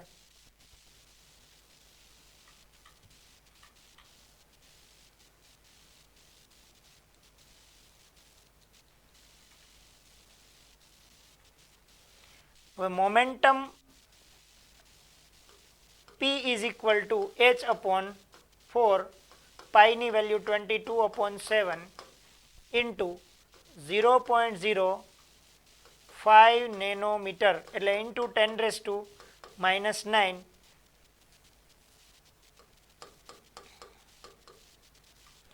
હવે જો તમે આને કમ્પેર કરો તો અહીંયા એચ, તો આ પણ એચ જ છે, જુઓ અહીંયા પણ એચની વેલ્યુ એચ જ છે, આ 4 છે, આ 4 છે, આ પાઈ છે. અહીંયા delta x is equal to શું હતું, 0.002 ઇન્ટુ 10⁻⁹ મીટર હતું, એને બદલે અહીંયા 0.05. આ વેલ્યુ સ્મોલર છે, આ વેલ્યુ લાર્જર છે. તો આ ડેલ્ટા પીની વેલ્યુ ડિનોમિનેટરમાં સ્મોલર વેલ્યુ હોય તો ડેલ્ટા પીની વેલ્યુ ગ્રેટર આવશે, કોના કરતાં, પી કરતાં. જો જરા ઓબ્ઝર્વ કરો તો આન્સર જુઓ, 2.63 ઇન્ટુ 10⁻23, આ 1.05 ઇન્ટુ 10⁻24. તો આ અનસર્ટેનિટી જે છે ને એ મોમેન્ટમ કરતાં વધી ગઈ છે. એવું હોય કે અનસર્ટેનિટી એની એકચ્યુઅલ વેલ્યુ કરતાં ક્યારેય વધે નહીં. આ વાત સમજવા જેવી છે. જુઓ આ વેલ્યુ છે એ ચેન્જ થાય છે. આપણે એમ કહીએ કે આ મોબાઈલનું મેઝરમેન્ટ ભાઈ કેટલું, તો તમે મને જે મેઝર કરીને આપો ને પછી હું મેઝર કરું તો હું એમ કહું કે ભાઈ તમે જે મેઝર કર્યું એમાં 1 ઇંચ ઓછું હતું, અત્યારે 1 ઇંચ વધારે હતું, પણ તમે એમ કહો કે આ 6 ફૂટનો છે, એવું પોસિબલ થાય? અનસર્ટેનિટી છે, આ 6 ઇંચની જગ્યાએ 6 ફૂટ આવી જાય, એટલું બધું પોસિબલ થવાનું ના થાય. તો ખાસ ધ્યાન આપજો, અનસર્ટેનિટી છે એની એકચ્યુઅલ પોઝિશનથી કે વેલોસિટીથી વધારે હોવી જોઈએ નહીં. એટલે આ વેલ્યુ અનસર્ટેનિટી એ મોમેન્ટમ જે છે આ ભાઈનું એના કરતાં વધી જાય છે. Actual momentum of electron is smaller than the uncertainty, so it can not be defined. આવું શક્ય હોય નહીં, આવી વાત કરી શકાય નહીં. એટલે અહીંયા આપણને ક્વેશ્ચન્સ થોડો એવો લાગે, મેં કહ્યું એમ ટર્મિનોલોજી સમજવાની જરૂર છે. પોઝિશન એટલે શું બતાવે, સ્થાન, delta x within the accuracy, એટલે આ આપણું શું થઈ ગયું, ડેલ્ટા એક્સની વેલ્યુ પણ નેનોમીટર છે, એટલે નેનોને કાઢવું હોય તો મલ્ટીપ્લાય બાય 10⁻⁹ એટલે મીટર થઈ ગયું. એના ઉપરથી મોમેન્ટમ ફાઇન્ડ કરવું એટલે સીધું મળી જાય delta P is equal to h upon 4π into delta v. અને આપણને જે આપેલી છે એ મોમેન્ટમ આપેલું છે, ખાસ અનસર્ટેનિટી નથી, એટલે ખાલી પી આપેલો છે, એચ અપોન 4π ઇન્ટુ 0.05 નેનોમીટર. અને અહીંયા શું છે, 0.002 નેનોમીટર્સ છે. તો જુઓ આ સમાન છે, આ પણ વેલ્યુ સરખી, આ 4 પાઈ, અને આ વેલ્યુ 0.02 ને આ 0.05, તો આનો ડિનોમિનેટર્સ છે એ કેવો છે? લાર્જર છે. કોના કરતાં? આના ડિનોમિનેટર કરતાં. આના છેદમાં જે વેલ્યુ છે એ ઓછી છે, આની વેલ્યુ વધારે છે. તો આને હંમેશા તમે જો સમજો કે આ 2 લખેલા હોય એના છેદમાં 0.1 હોય અને 2ના છેદમાં 1 હોય, તો કઈ વેલ્યુ વધારે થઈ? તો કે આ 2 થયું અને આ કેટલું થયું? આ 20 થયું. જો 0.1 એટલે પોઈન્ટ કાઢો તો આગળ 0 આવે. તો એકચ્યુઅલી આ શું છે? તો કે તમે જે મેજર કર્યું ને એમાં ક્ષતિ રહી ગઈ છે. તમે મેજર કર્યું એમાં કેટલી ક્ષતિ? તો કે 20ની. અને તમે જે એકચ્યુઅલ મેજર કેટલું છે? તો કે 2નું. એવું કોઈ દી શક્ય બને નહીં. તમને તમારા પેરેન્ટ્સ એમ કહે કે જા તો ભાઈ આપણું આ બેડ છે, બેડ એની સાઇઝ માપીને આવતો.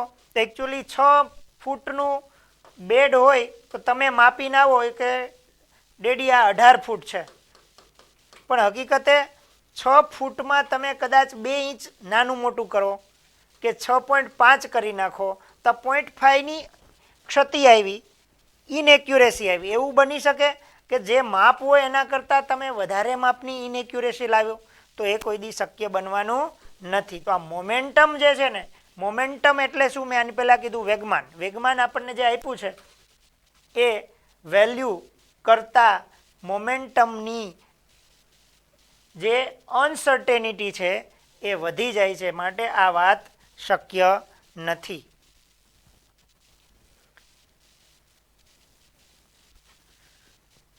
અહીંયા આપણે આ કોન્સેપ્ટને ક્લિયર કરીએ છીએ સ્ટુડન્ટ્સ. જે આપણો કોન્સેપ્ટ છે અનસર્ટેનિટી પ્રિન્સિપલ ઓફ હાઇઝનબર્ગ, જેમની અંદર તમારે ખાલી એટલું જ સમજવાનું છે. એના 5 સેન્ટેન્સ મગજમાં રાખશો તો બધું જ ક્લિયર થઈ જશે. પહેલી વાત તો એ છે કે આ માઇક્રોસ્કોપિક પાર્ટિકલ્સને જ લાગુ પડી શકે, અને જ્યારે પણ તમે આ માઇક્રોસ્કોપિક પાર્ટિકલની પોઝિશન અને વેલોસિટી આઈધર મોમેન્ટમ જો એક્યુરેટલી ડિસાઇડ કરવા જશો તો બંને એકી સાથે એક્યુરેટ ડિસાઇડ થઈ શકશે નહીં. અને એણે કહ્યું છે according to there principal, position and momentum of an moving electron cannot be determined simultaneously with 100% accuracy. 100% ચોકસાઈપૂર્વક જ્યારે ઇલેક્ટ્રોન ગતિ કરતો હોય ત્યારે મેજર કરી શકશો નહીં. અને એ કેટલી અનસર્ટિનિટી જોવા મળશે? તો કે delta x into delta P is greater than equal to h upon 4 pi જેટલી હશે. અથવા આપણે એને કીધું delta x into delta v is greater than equal to h upon 4 pi m જેટલી હશે. આના પરથી આપણે કહી શક્યા કે ભાઈ ઇલેક્ટ્રોનનું એક્ઝેક્ટ ટ્રેજેક્ટરી અથવા એની જે ગતિપથ છે એ તમે નક્કી કરી શકો નહીં. તમે માત્ર એની પ્રોબેબિલિટી નક્કી કરી શકો કે અહીંથી અહીંયા આટલામાં ક્યાંક હોવો જોઈએ. તમે ઘરેથી બહાર જ્યારે લોકડાઉન કે એવું કશું ન હોય, આ વાયરસનો પ્રોબ્લેમ જ ન હોય આપણી પાસે, અને તમે ઘરેથી નીકળી જાઓ તો મમ્મી તમને એક્ઝેક્ટ પોઝિશન લોકેટ ના કરી શકે. એમ કે આટલા વિસ્તારમાં ક્યાંક આજુબાજુમાં ક્યાંક રમતો હશે, એક્ઝેક્ટ ન કહી શકે કે અહીંયા જ છે, એમ એવું કહી શકે નહીં. સમજાય આખી વાત? તો અહીંયા આપણે આટલું સમજવાનું છે. ઓકે, આ કોન્સેપ્ટ આપણો અહીંયા ક્લિયર થાય. હવે જે આપણે એક એટમ્સની અંદર એક સ્ટેપ અહેડ આગળ વધશું, જેની અંદર આવશે ક્વોન્ટમ નંબર્સ. એ ક્વોન્ટમ નંબર્સની અંદર આપણે આગળ વધીએ છીએ. Okay students,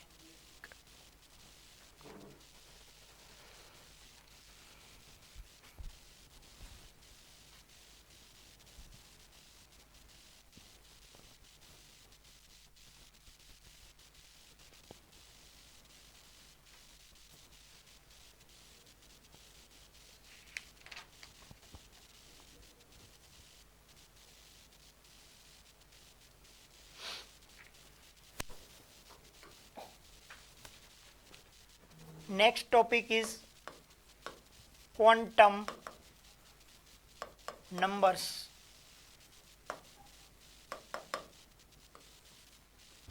Quantum numbers.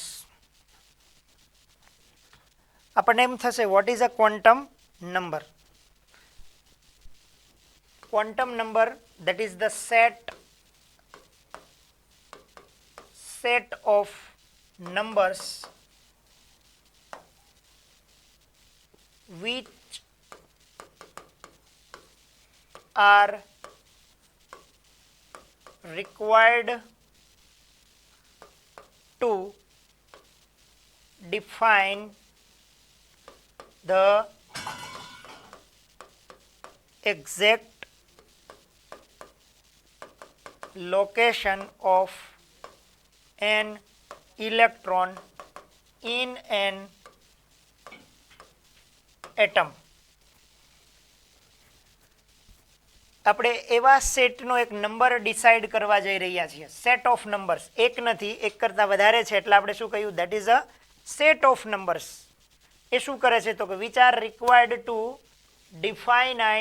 Define the exact location of an electron. આમ તો તમે આનાથી કંઈક ને કંઈક લોઅર સ્ટાન્ડર્ડ એમની સાથે તમે ટચમાં હો. ઓકે, તો આપણે વધારે ડિટેલમાં જોતા જશું કે set of numbers which are required to define an exact location of an electrons. For example, મારે તમારું પોઝિશન, તમે કોઈ એક એક્સ સ્ટુડન્ટ્સ છો અને એમની મારે પોઝિશન્સ આઈડેન્ટિફાઈ કરવી હોય તો મારે એકચ્યુઅલી કેટલી બાબતોને ક્લિયર કરવી પડે. પહેલી વાત તો મારે તમારું સ્ટેટ, સપોઝ આપણે ઓનલાઈન હોઈએ, તમારી મને ખબર નથી કે તમે ક્યાંથી મારી સાથે ઓનલાઈન છો, તો મારે પહેલાં સ્ટેટ નક્કી કરવું પડે, ત્યારબાદ મારે તમારું સિટી નક્કી કરવું પડે, ત્યારબાદ એ સિટીમાં તમારો એરિયા નક્કી કરવો પડે અને લાસ્ટમાં તમારું મારે એ એરિયામાં તમારા ઘરનું પોઝિશન, હોમ નંબર મારે નક્કી કરવા પડે. સિમિલરલી જ્યારે કોઈ એટમ્સની વાત ચાલતી હોય, આ એટમ્સ માટે વાત ચાલી રહી છે, એક્સને બદલે કોઈ પર્સન છે અહીંયા, એ પર્સનને બદલે જો મારે એટમ્સ માટે ડિસ્કસ કરવું હોય તો પહેલાં મારે એટમમાં શેલ નક્કી કરવો પડે. શેલ મતલબ આ પોઝિટિવ ચાર્જ ન્યુક્લિયસ, એની આસપાસ રહેતો જે આ ઇલેક્ટ્રોન્સનો જે પાર્ટ છે આને શેલ કહેવાય. શેલ મતલબ કક્ષા, મેઇન. તો આને ફર્સ્ટ સેલ કહેવાય, આને સેકન્ડ સેલ કહેવાય, એને થર્ડ સેલ કહેવાય. પહેલાં અહીંયા જેમ સ્ટેટ નક્કી કરવું પડે એમ મારે અહીંયા પહેલાં એનો શેલ અથવા આપણે એને શું કહીએ? મેઇન કક્ષા કહીએ, અથવા એને આપણે કક્ષા કહીશું, એ આપણે નક્કી કરવું પડે. એ કક્ષાની અંદરની પાછી સબ સેલ નક્કી કરવું પડે. શું નક્કી કરવું પડે? સબ સેલ.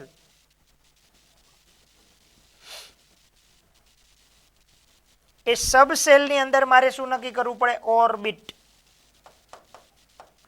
કક્ષક, પેટા કક્ષક અને કક્ષક. કોઈ ઇલેક્ટ્રોન્સ માટે પહેલાં તો મારે મુખ્ય શેલ નક્કી કરવો પડે કે ભાઈ આ ઇલેક્ટ્રોન્સ છે એ ક્યાં છે, તો કે સેકન્ડ ઓર્બિટમાં છે અથવા કક્ષામાં છે.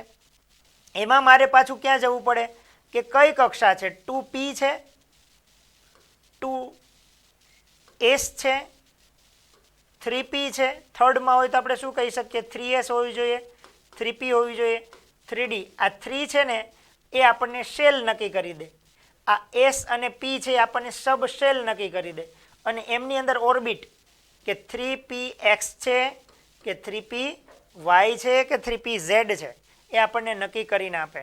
એમ જેમ કોઈ પર્સનનું લોકેશન નક્કી કરવું હોય તો જેમ સ્ટેટ, સિટી, એરિયા, હોમ નક્કી કરવા પડે, એમ અહીંયા કોઈ એટમ્સ માટે આપણે એવા નંબર્સ ડિસાઇડ કરવાના છે કે જેનાથી આપણે એનું એક્ઝેક્ટ લોકેશન આઈડેન્ટિફાઈ કરી શકીએ.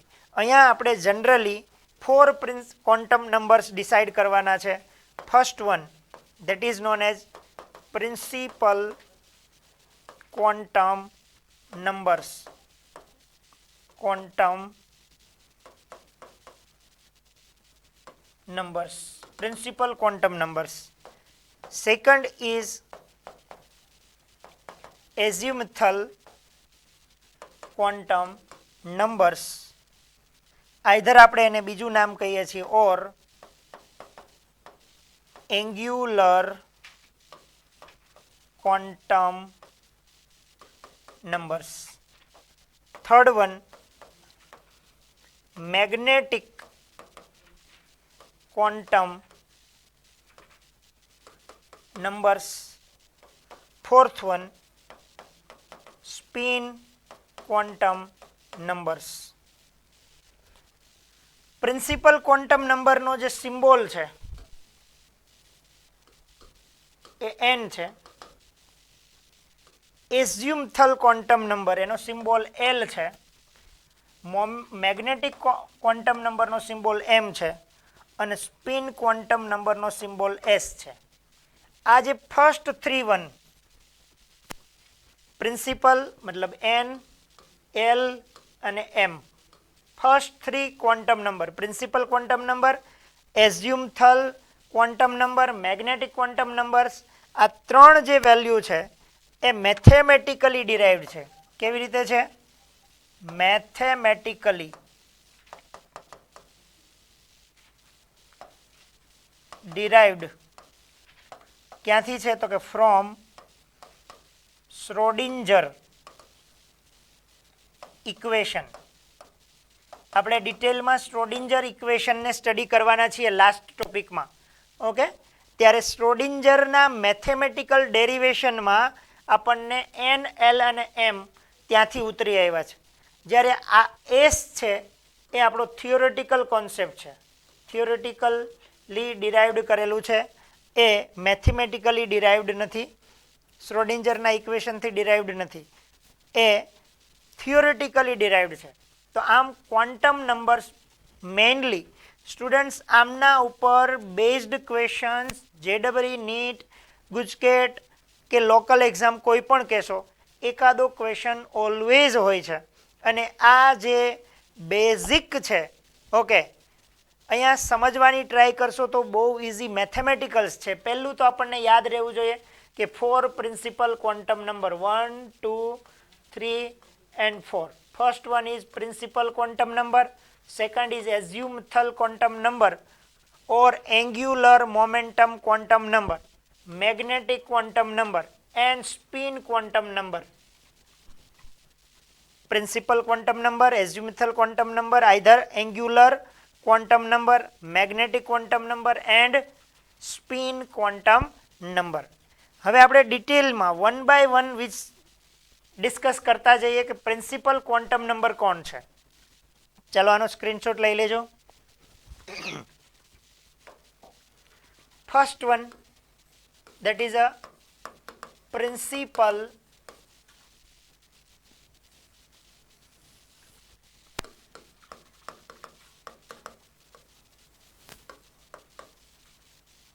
quantum numbers. Principal quantum number, પહેલી વાત તો એ કે પ્રિન્સિપલ ક્વોન્ટમ નંબર શું કરે તો કે it describe the size and energy of a shell. શેલની સાઇઝ એન્ડ એનર્જી ડિસાઇડ કરે principal quantum number. each value of n represent a shell, either જેને આપણે કહીએ ઓર્બિટ અથવા ગુજરાતીમાં કહેવાય કક્ષા, ઉર્જા સ્તર કહેવાય એને, કક્ષા કહેવાય, બીજું ગુજરાતીમાં એને કહેવાય ઉર્જા સ્તર, energy level, nth energy level, n કક્ષા, ઉર્જા, શેલ. ફોર એક્ઝામ્પલ આપણે કહીએ કે આ ન્યુક્લિયસ છે, એમની પાસેનો એક પહેલો માર્ગ જેને આપણે n is equal to first shell કહીએ, n is equal to first shell. આપણે એમ કહી શકીએ આ second shell n is equal to અહીંયા n is equal to third shell, આગળ જઈએ તો n is equal to fourth shell, આગળ જઈએ તો n is equal to fifth shell. બીજી વાત એ છે, તમે લોઅર સ્ટાન્ડર્ડમાં શીખી ગયા કે ફર્સ્ટ સેલનું નામ K L M N and then KLMNOPQRS એમ કહી શકાય જેમ સેલ ઇન્ક્રીઝ થાય. બીજી વાત અહીંયા ધ્યાન આપજો કે એઝ વેલ્યુ ઓફ n શું થવાની ઇન્ક્રીઝ થાય તો size and energy of cell also increases. Number increase હશે તો એની સાઇઝ અને એનર્જી પણ શું થવાની છે ઇન્ક્રીઝ થવાની. મતલબ જે ઇલેક્ટ્રોન ફર્સ્ટ ઓર્બિટમાં હોય એમની એનર્જી કરતાં સેકન્ડ ઓર્બિટમાં જે ઇલેક્ટ્રોન્સ હોય એમની એનર્જી ફર્સ્ટવાળા કરતાં વધારે હશે, મોર એનર્જી. હવે પહેલી વાત આના પરથી આપણે એક કેલ્ક્યુલેશન કરી શકીએ. અહીંયા એક ફોર્મ્યુલા છે maximum number of electron present in a shell. એનું ફોર્મ્યુલા છે 2n². કોઈ પણ શેલમાં મેક્સિમમ કેટલા ઇલેક્ટ્રોન રહે છે એમનું આપણે કેલ્ક્યુલેશન કરી શકીએ બાય ધ ફોર્મ્યુલા 2n². આપણે કોઈ એમ કહે છે કે ફર્સ્ટ ઓર્બિટમાં ફર્સ્ટ સેલમાં પહેલી કક્ષામાં વધુમાં વધુ કેટલા ઇલેક્ટ્રોન રહેશે તો આપણું ફોર્મ્યુલા 2n². 2 ફર્સ્ટ ઓર્બિટ હોય તો આપણે શું કરીએ 2 × 1² તો આન્સર શું આવે 1² 1. તો પહેલામાં મેક્સિમમ કેટલા ઇલેક્ટ્રોન રહેશે 2 ઇલેક્ટ્રોન્સ. સેકન્ડ માટે વાત કરીએ તો 2 × 2², 2 2 જા 4 2 જા 8 electrons. થર્ડ ઓર્બિટ હોય તો 2n², 2 × n 3², 3 3 જા 9 2 જા 18 electrons. 2 × 4² is equal to 2 × 4 4 જા 16, 16 2 જા 32 electrons. એવી જ રીતે આગળ જાઓ 2 × 5² is equal to 50. તો અહીંયા શું આવશે 50 ઇલેક્ટ્રોન્સ.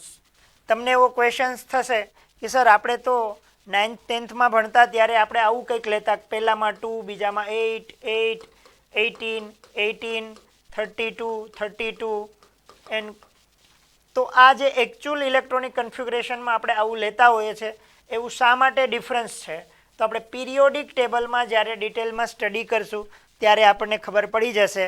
એકચ્યુઅલી ઇલેક્ટ્રોન તો આ જ મેથડથી ઓર્બિટમાં હોય છે. ઓકે સ્ટુડન્ટ્સ, ધ્યાન રાખજો.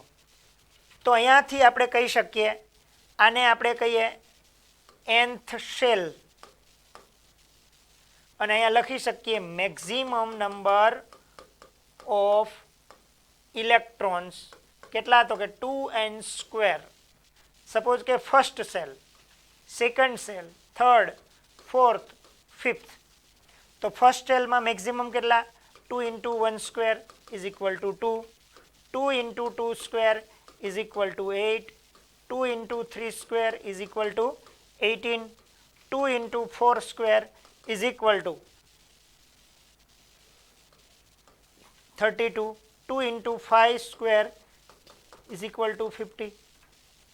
તો આમ ક્યારેક આ ટાઈપના ક્વેશ્ચન્સ, શોર્ટ ક્વેશ્ચન્સ આપને એમાંથી મળી આવે તો ધ્યાન આપવાનું છે. અહીંયા એક સિમ્પલ ફોર્મ્યુલા અને ફોર્મ્યુલા કયું છે 2n². 2n². શું આપે છે એ maximum electron in a any shell. કોઈ પણ શેલમાં મેક્સિમમ નંબર ઓફ ઇલેક્ટ્રોન્સ. આપણે અહીંયા શીખ્યા કે ભાઈ પ્રિન્સિપલ ક્વોન્ટમ નંબર્સ આપણને શું શો કરે. કોઈ આપણને એમ કહેશે કે મારી પાસે એક 1s છે, 2s છે, 3s છે. તો આના પરથી શું નક્કી થાય તો કે 1s કરતાં 2s અને 2s કરતાં 3s માં એનર્જી વધારે જોશે. બીજી વાત શું થાય તો કે 1s કરતાં 2s ની સાઇઝ અને 2s કરતાં 3s ની સાઇઝ કેવી હશે? લાર્જર હશે. આપણે કહી શકીએ it describe the size and energy of a shell. બીજું ઈચ વેલ્યુ n વેલ્યુ કેનાથી રિપ્રેઝન્ટ થાય? n થી. Principal quantum number is represented by n. Represent a shell orbit n is equal to એમ લખીને આપે કે 6, મતલબ આ 6th સેલ થાય, 6th ઓર્બિટ થાય, અથવા ગુજરાતીમાં કેવું હોય તો 6ઠ્ઠી કક્ષા થાય અથવા 6ઠ્ઠું ઉર્જા સ્તર થાય. ચાલો, બધાને સમજાઈ ગયું હશે? આટલું જરા સ્ક્રીનશોટ લઈ લેજો સ્ટુડન્ટ્સ, અને આ નોટ્સ યાદ રાખજો અને એનું ફોર્મ્યુલા પણ તમારા દિમાગમાં ક્લિયર થવું જોઈએ. ચાલો, ઓકે. ત્યાર પછી આપણે આગળ જઈએ.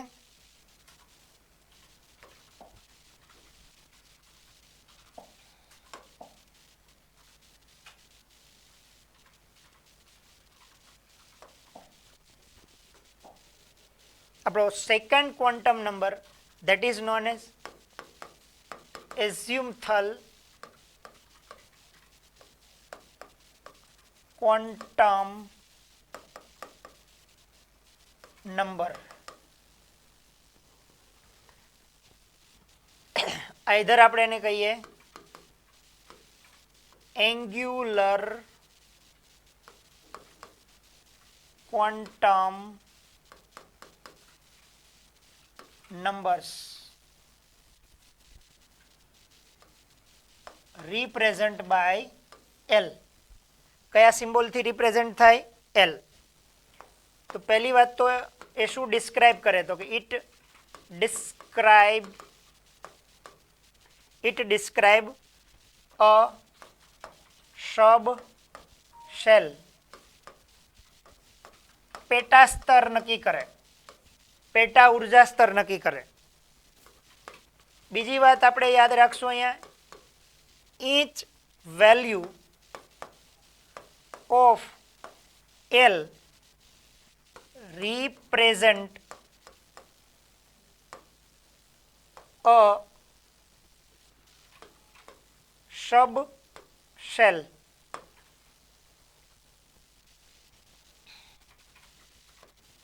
For example, L is equal to 0, તો આને કહેવાય S subshell. L is equal to 1, તો આને કહેવાય P subshell. L is equal to 2, then is D subshell. L is equal to 3, then F subshell.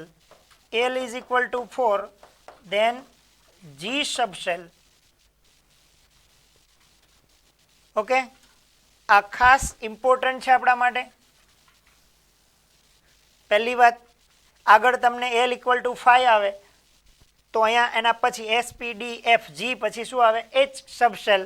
પણ એની આપણે ઇલેક્ટ્રોનિક કન્ફિગ્યુરેશનમાં ક્યાંય જરૂર પડતી નથી, એટલે એમનો યુઝ કરતા નથી. ત્યારબાદ જઈએ આગળ, each value of n એટલે કે આપણો principal quantum number. there are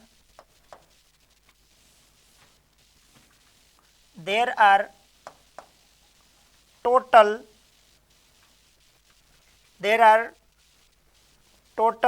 n values of L, and these values ranges between 0 to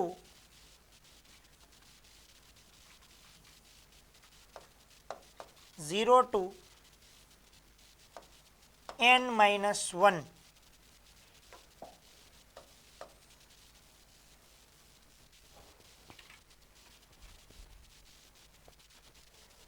જો અહીંયા આપણે ટેબલ ફોર્મમાં આગળ વધીએ, અહીંયા લખીએ વેલ્યુ ઓફ n. અહીંયા લખીએ આપણે values of l. For example,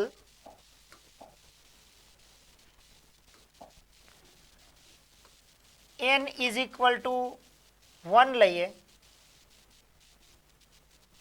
તો આ l કેટલી આવશે? 0 to n-1. આ શું આપે આન્સર? વિચ, એટલે કે કઈ. અને પછી એક બીજું આપણને મળે n.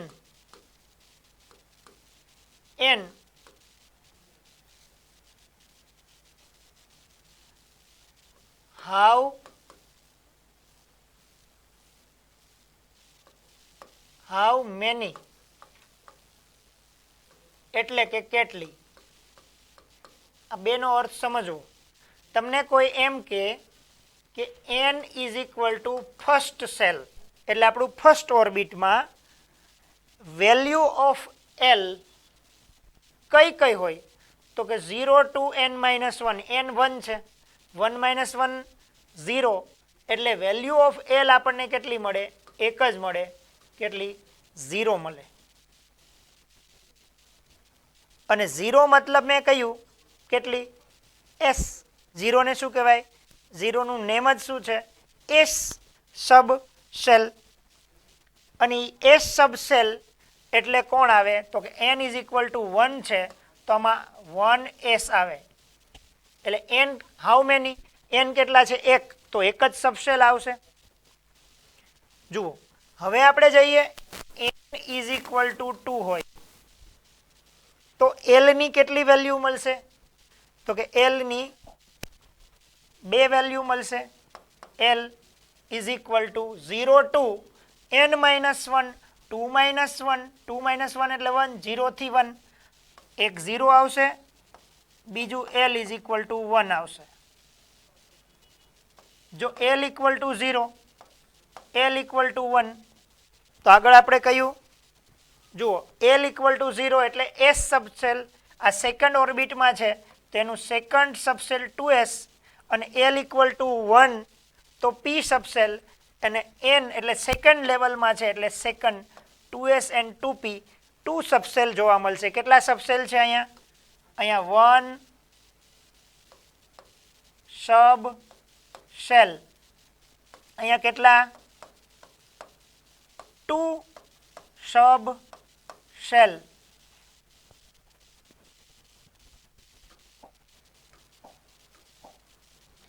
Suppose n is equal to આપણે શું લઈએ?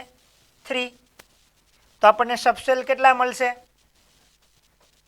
l is equal to 0, l is equal to 1 and l is equal to 2. શું કામે? તો કે 0 થી n-1, n કેટલા છે? 3, તો 3 - 1 મતલબ 2, 0 to 2, 0, 1 and 2. જ્યારે તમે 0 લખો છો ત્યારે કોણ આવશે? તો કે આ s. 1 લખો છો ત્યારે શું આવશે? p સબસેલ, અને 2 લખો ત્યારે કયો સેલ આવશે? d સબસેલ. થર્ડમાં છે તો આ 3s, 3p and 3d 3 સબસેલ. આમ કેટલા સબસેલ થાય? 3 સબસેલ. જુઓ કેટલા સબસેલ? તો કે n જેટલા. n કોણ છે? 3, તો 3 સબસેલ. હવે ફોર એક્ઝામ્પલ ફોર્થ લ્યો. ક્વેશ્ચન્સમાં આપણને શું આપે? n is equal to 4th, તો l ની કેટલી વેલ્યુ આવશે? l equal to 0, 1, 2 and 3. જુઓ 0 to n-1, 0 to 4 - 1, 0 to 4 - 1 મતલબ 0 to 4 - 1 એટલે 3, 0, 1, 2 and 3. જ્યારે તમે 0 લખો ત્યારે કોણ આવે છે? 0 ની સાથે કોણ હોય? એસ, આને કહેવાય પી, આને કહેવાય ડી, આને કહેવાય એફ. હવે ફોર્થ સબસેલમાં 4s, 4p, 4d અને 4f હોય. તો આમ ટોટલ કેટલા સબસેલ મળ્યા? 4 સબસેલ. તો આપણને આના પરથી કયો, તો કે azimuthal quantum number, either angular quantum numbers કે જે આપણને શ્રોડિંજર ઇક્વેશનમાંથી મળશે અને એમાં વિશે ડિસ્કસ પણ કરશું. અને ત્યારે જે વેલ્યુઝ મળે છે જેને આપણે કહીએ azimuthal quantum number, that is l, અને એ શું ડિસ્ક્રાઇબ કરે? સબસેલ. તમને કોઈ એમ કે n ઇઝ ઇક્વલ ટુ 6, તો હાઉ મેની સબસેલ? તો આપણે કહેવાના 6 સબસેલ. કયા 6 સબસેલ? તો કે ભાઈ જો એલની વેલ્યુ કેટલી? તો કે એલની વેલ્યુ 0 થી શરૂ થાય, n-1 થાય. n-1 એટલે શું આવે? 5. 0 હોય તો 1s. હવે જો 6th સેલ છે તો 6th ની અંદર મેં તમને સમજાવ્યું 6 લાગે, 6s, 6p, 6d, 6f, 6g, 1 2 3 4 and 5. તો આ 5 સબ અને 6h, 6 સબસેલ. આ 0 1 2 3 4 and 5, 0 to 5 એના પરથી ડિસાઇડ થાય. પહેલાં આપણે આટલું નોટ ડાઉન કરી લઈએ, પછી વધારે ડિટેલમાં એની હારે ડિસ્કસ કરીએ. તો થિયોરેટિકલી તમને અને મને ખબર હોવી જોઈએ કે એઝ્યુમથલ ક્વોન્ટમ નંબર શોધ સબસેલ, પેટા સ્તર, પેટા કક્ષક નક્કી કરે. પેટા કક્ષક કેટલી? તો કે n જેટલી. How many? n. n orbits contain n subcell. n orbit contain n subcell, and which that is depend on 0 to n-1. okay, 0 मतलब s, l equal to 0 मतलब s, l equal to 1 मतलब p, l is equal to 2 मतलब d, l equal to 3 मतलब f, l is equal to 4 मतलब g. તો આપણે આમ આંગળીના ટેરવે યાદ રાખીએ. 0 s 1 0 1 2 s p d f. s એટલે 0 1 2 3 4 5, s p d f g. તો g ક્યાં આવે? તો કે 0 1 2 3 અને 4 એ g આવશે. આટલું આપણને યાદ રહેવું જોઈએ, સમજાવવું જોઈએ. એ સબસેલ ડિસ્ક્રાઇબ કરે છે. each value l represent as a subcell. l ની જો 0 વેલ્યુ તો s સબસેલ, l ની 1 વેલ્યુ તો p સબસેલ, l2 તો d સબસેલ, 3 તો f સબસેલ, 4 then g સબસેલ, 5 then h સબસેલ. each value of n, there are total n values. કેટલી? n values of l મળે. જેમ કે જો n1 માં l ની 1 વેલ્યુ મળી, n2 માં l ની 2 વેલ્યુ મળી, n3 માં 3 વેલ્યુ મળી, 4 માં 4 મળે, 5 માં 5, 6 માં 6. અને હાઉ મેની? તો n, and which? તો 0 to n-1, 0 to n-1. આટલું આપણે ક્યાંથી યાદ રાખવાનું છે? Azimuthal quantum number, either angular momentum quantum number, angular momentum quantum numbers. ચાલો આનો સ્ક્રીનશોટ લઈ લેજો students.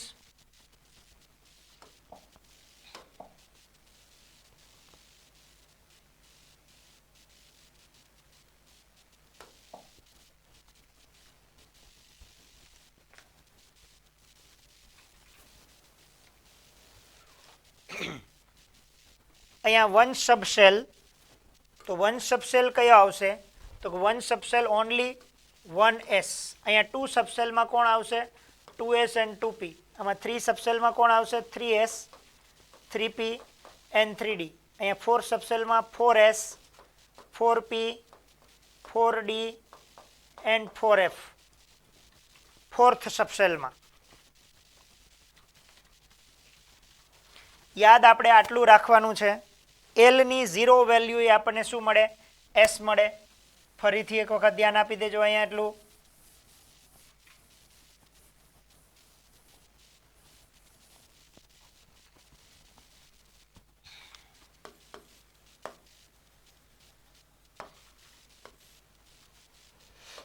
L equal to 0, 1, 2, 3 and 4. L. Then which subshell? L 0, then S, P, D, F, G. Okay, આટલું આપણે યાદ રાખવાનું છે. બીજું યાદ રાખવાનું છે nth સેલમાં કેટલા સબસેલ, તો કે n. કયા કયા, તો કે 0 to n-1. ઓકે, ચાલો ફરીથી એક વખત કહી દઉં. Azimuthal quantum number symbolize by L. How many, તો કે n જેટલા. વિચ, તો કે 0 to n-1. કોઈ આપણને એમ કહી દે કે 5th ઓર્બિટ છે, n is equal to 5. n is equal to 5. then how many L, how many L, તો આપણે કહી દેવાના એના જેટલા જ 5. which are, તો કે 0 to n-1, that means 0 to 5-1, that is 0 to 4. મતલબ નંબર આવશે 0, 1, 2, 3 and 4. મતલબ 0 મતલબ S, P, D, F અને આ G. હવે અહીંયા nth સેલ 5th છે તો 5S, 5P, 5D, 5F અને 5G subcells are present in a 5th orbit. 5th cell, 5th energy level, પાંચમી કક્ષામાં 5 સબસેલ જોવા મળે, 5S, 5P, 5D, 5F ને 5G. L ની 0 વેલ્યુ એ S કહેવાય, L ની 1 વેલ્યુ એ P કહેવાય, L ની 2 વેલ્યુ ને આપણે D કહેવાય, L ની 3 વેલ્યુ ને F કહેવાય, L ની 4th વેલ્યુ હોય એને G કહેવાય. એમ આગળ જતા H, D, F, G, H, I. પણ આપણે જરૂરિયાત માત્ર ક્યાં સુધી છે? F સુધી. 4th લેવલ જ જરૂર પડે છે. ઓકે, એનાથી વધારે જરૂર પડતી નથી. એટલે 0 મતલબ S, 1, P, 2, D and 3, F. આ બંને વાત ઇક્વલી યાદ રહેવી જોઈએ for the L azimuthal quantum number. બીજું આપણે ક્વેશ્ચન પૂછાય, how many subshell, n subshell, which values of L 0 to n-1. Okay, clear થાય છે અહીંયા? that is known as azimuthal quantum numbers.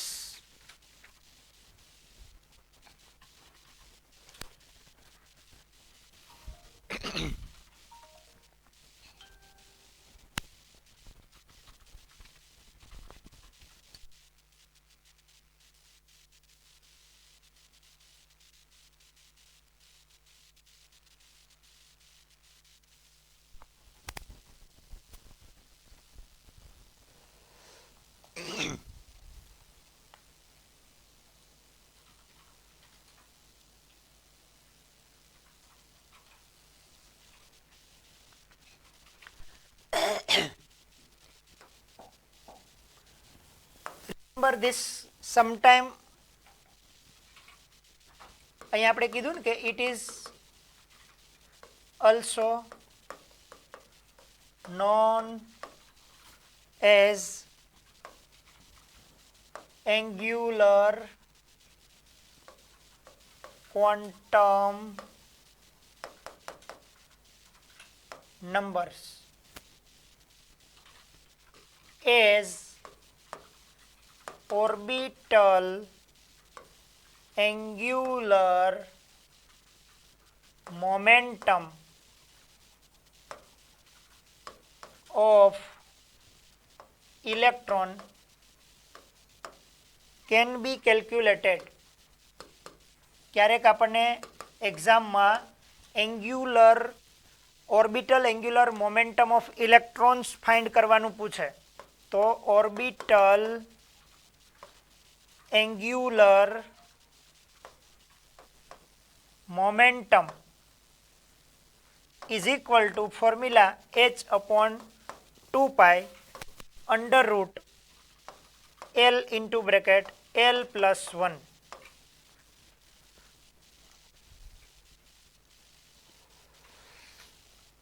આગળ આપણે સ્ટડી કરી ચૂક્યા છીએ કે ઓર્બિટલ એન્ગ્યુલર મોમેન્ટમ ફાઇન્ડ કરવાનું formula mvr is equal two nh/2 પાઈ. અને એ આપણને શું ડિસાઇડ કરી આપે, કોઈ પણ એટમ્સમાં જે આપણું આ શેલ છે, મેઇન શેલ, અથવા આપણે એને શું કહીએ ઓર્બિટ, એ ઓર્બિટની અંદર હાઉ મેની સબસેલ, ઓર્બિટમાં શું છે સબસેલ, ઓર્બિટમાં સબસેલ મતલબ શું આવે, ઓર્બિટલ પણ કહી શકાય. શું કહી શકાય, સબસેલનું બીજું નામ orbital. How many orbitals are there એ આપણે કહી શકાય. અને કોઈ પણ ઇલેક્ટ્રોન્સનો જો આપણે ઓર્બિટલ એન્ગ્યુલર મોમેન્ટમ ફાઇન્ડ કરવો હોય તો આ h/2 પાઈ ઇન્ટુ બ્રેકેટ એલની વેલ્યુઝ, એ ઓર્બિટ્સ માટે એલની વેલ્યુઝ આપણે પુટ કરવાની રહે અને એના પરથી આપણને શું ફાઇન્ડ થાય, ઓર્બિટલ એન્ગ્યુલર મોમેન્ટમ. અને ઓર્બિટલ એન્ગ્યુલર મોમેન્ટમ્સ જે આપણે બોહર્સ મોડેલમાં સ્ટડી કર્યું એમનો રિલેશન હતો mvr is equal two nh/2 પાઈ.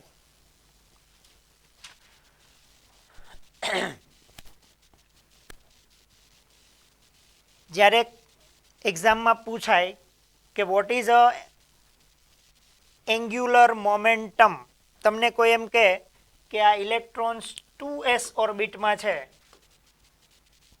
તો એનો એન્ગ્યુલર મોમેન્ટમ શું થાય, તો આ એસની વેલ્યુ એસ એલ માટે શું થાય, 0 થાય.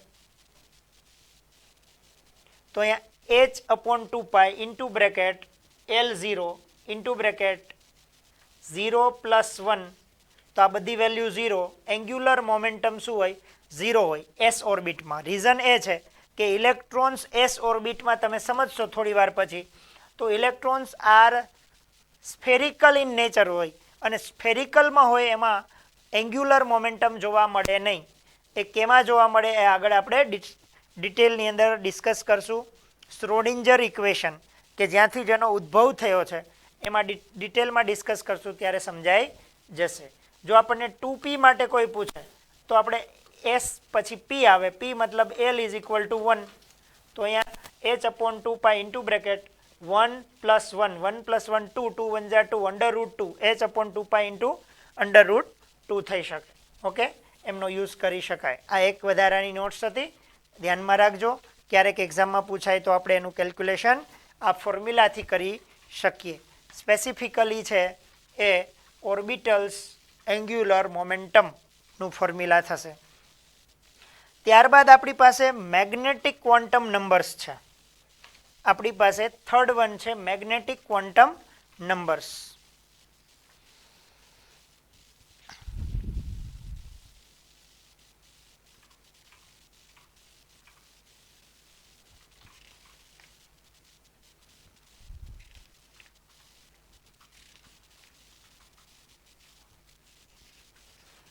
આ મેગ્નેટિક ક્વોન્ટમ નંબર થોડો ડિટેલમાં સ્ટડી કરવા માટે ટાઈમ લેશે.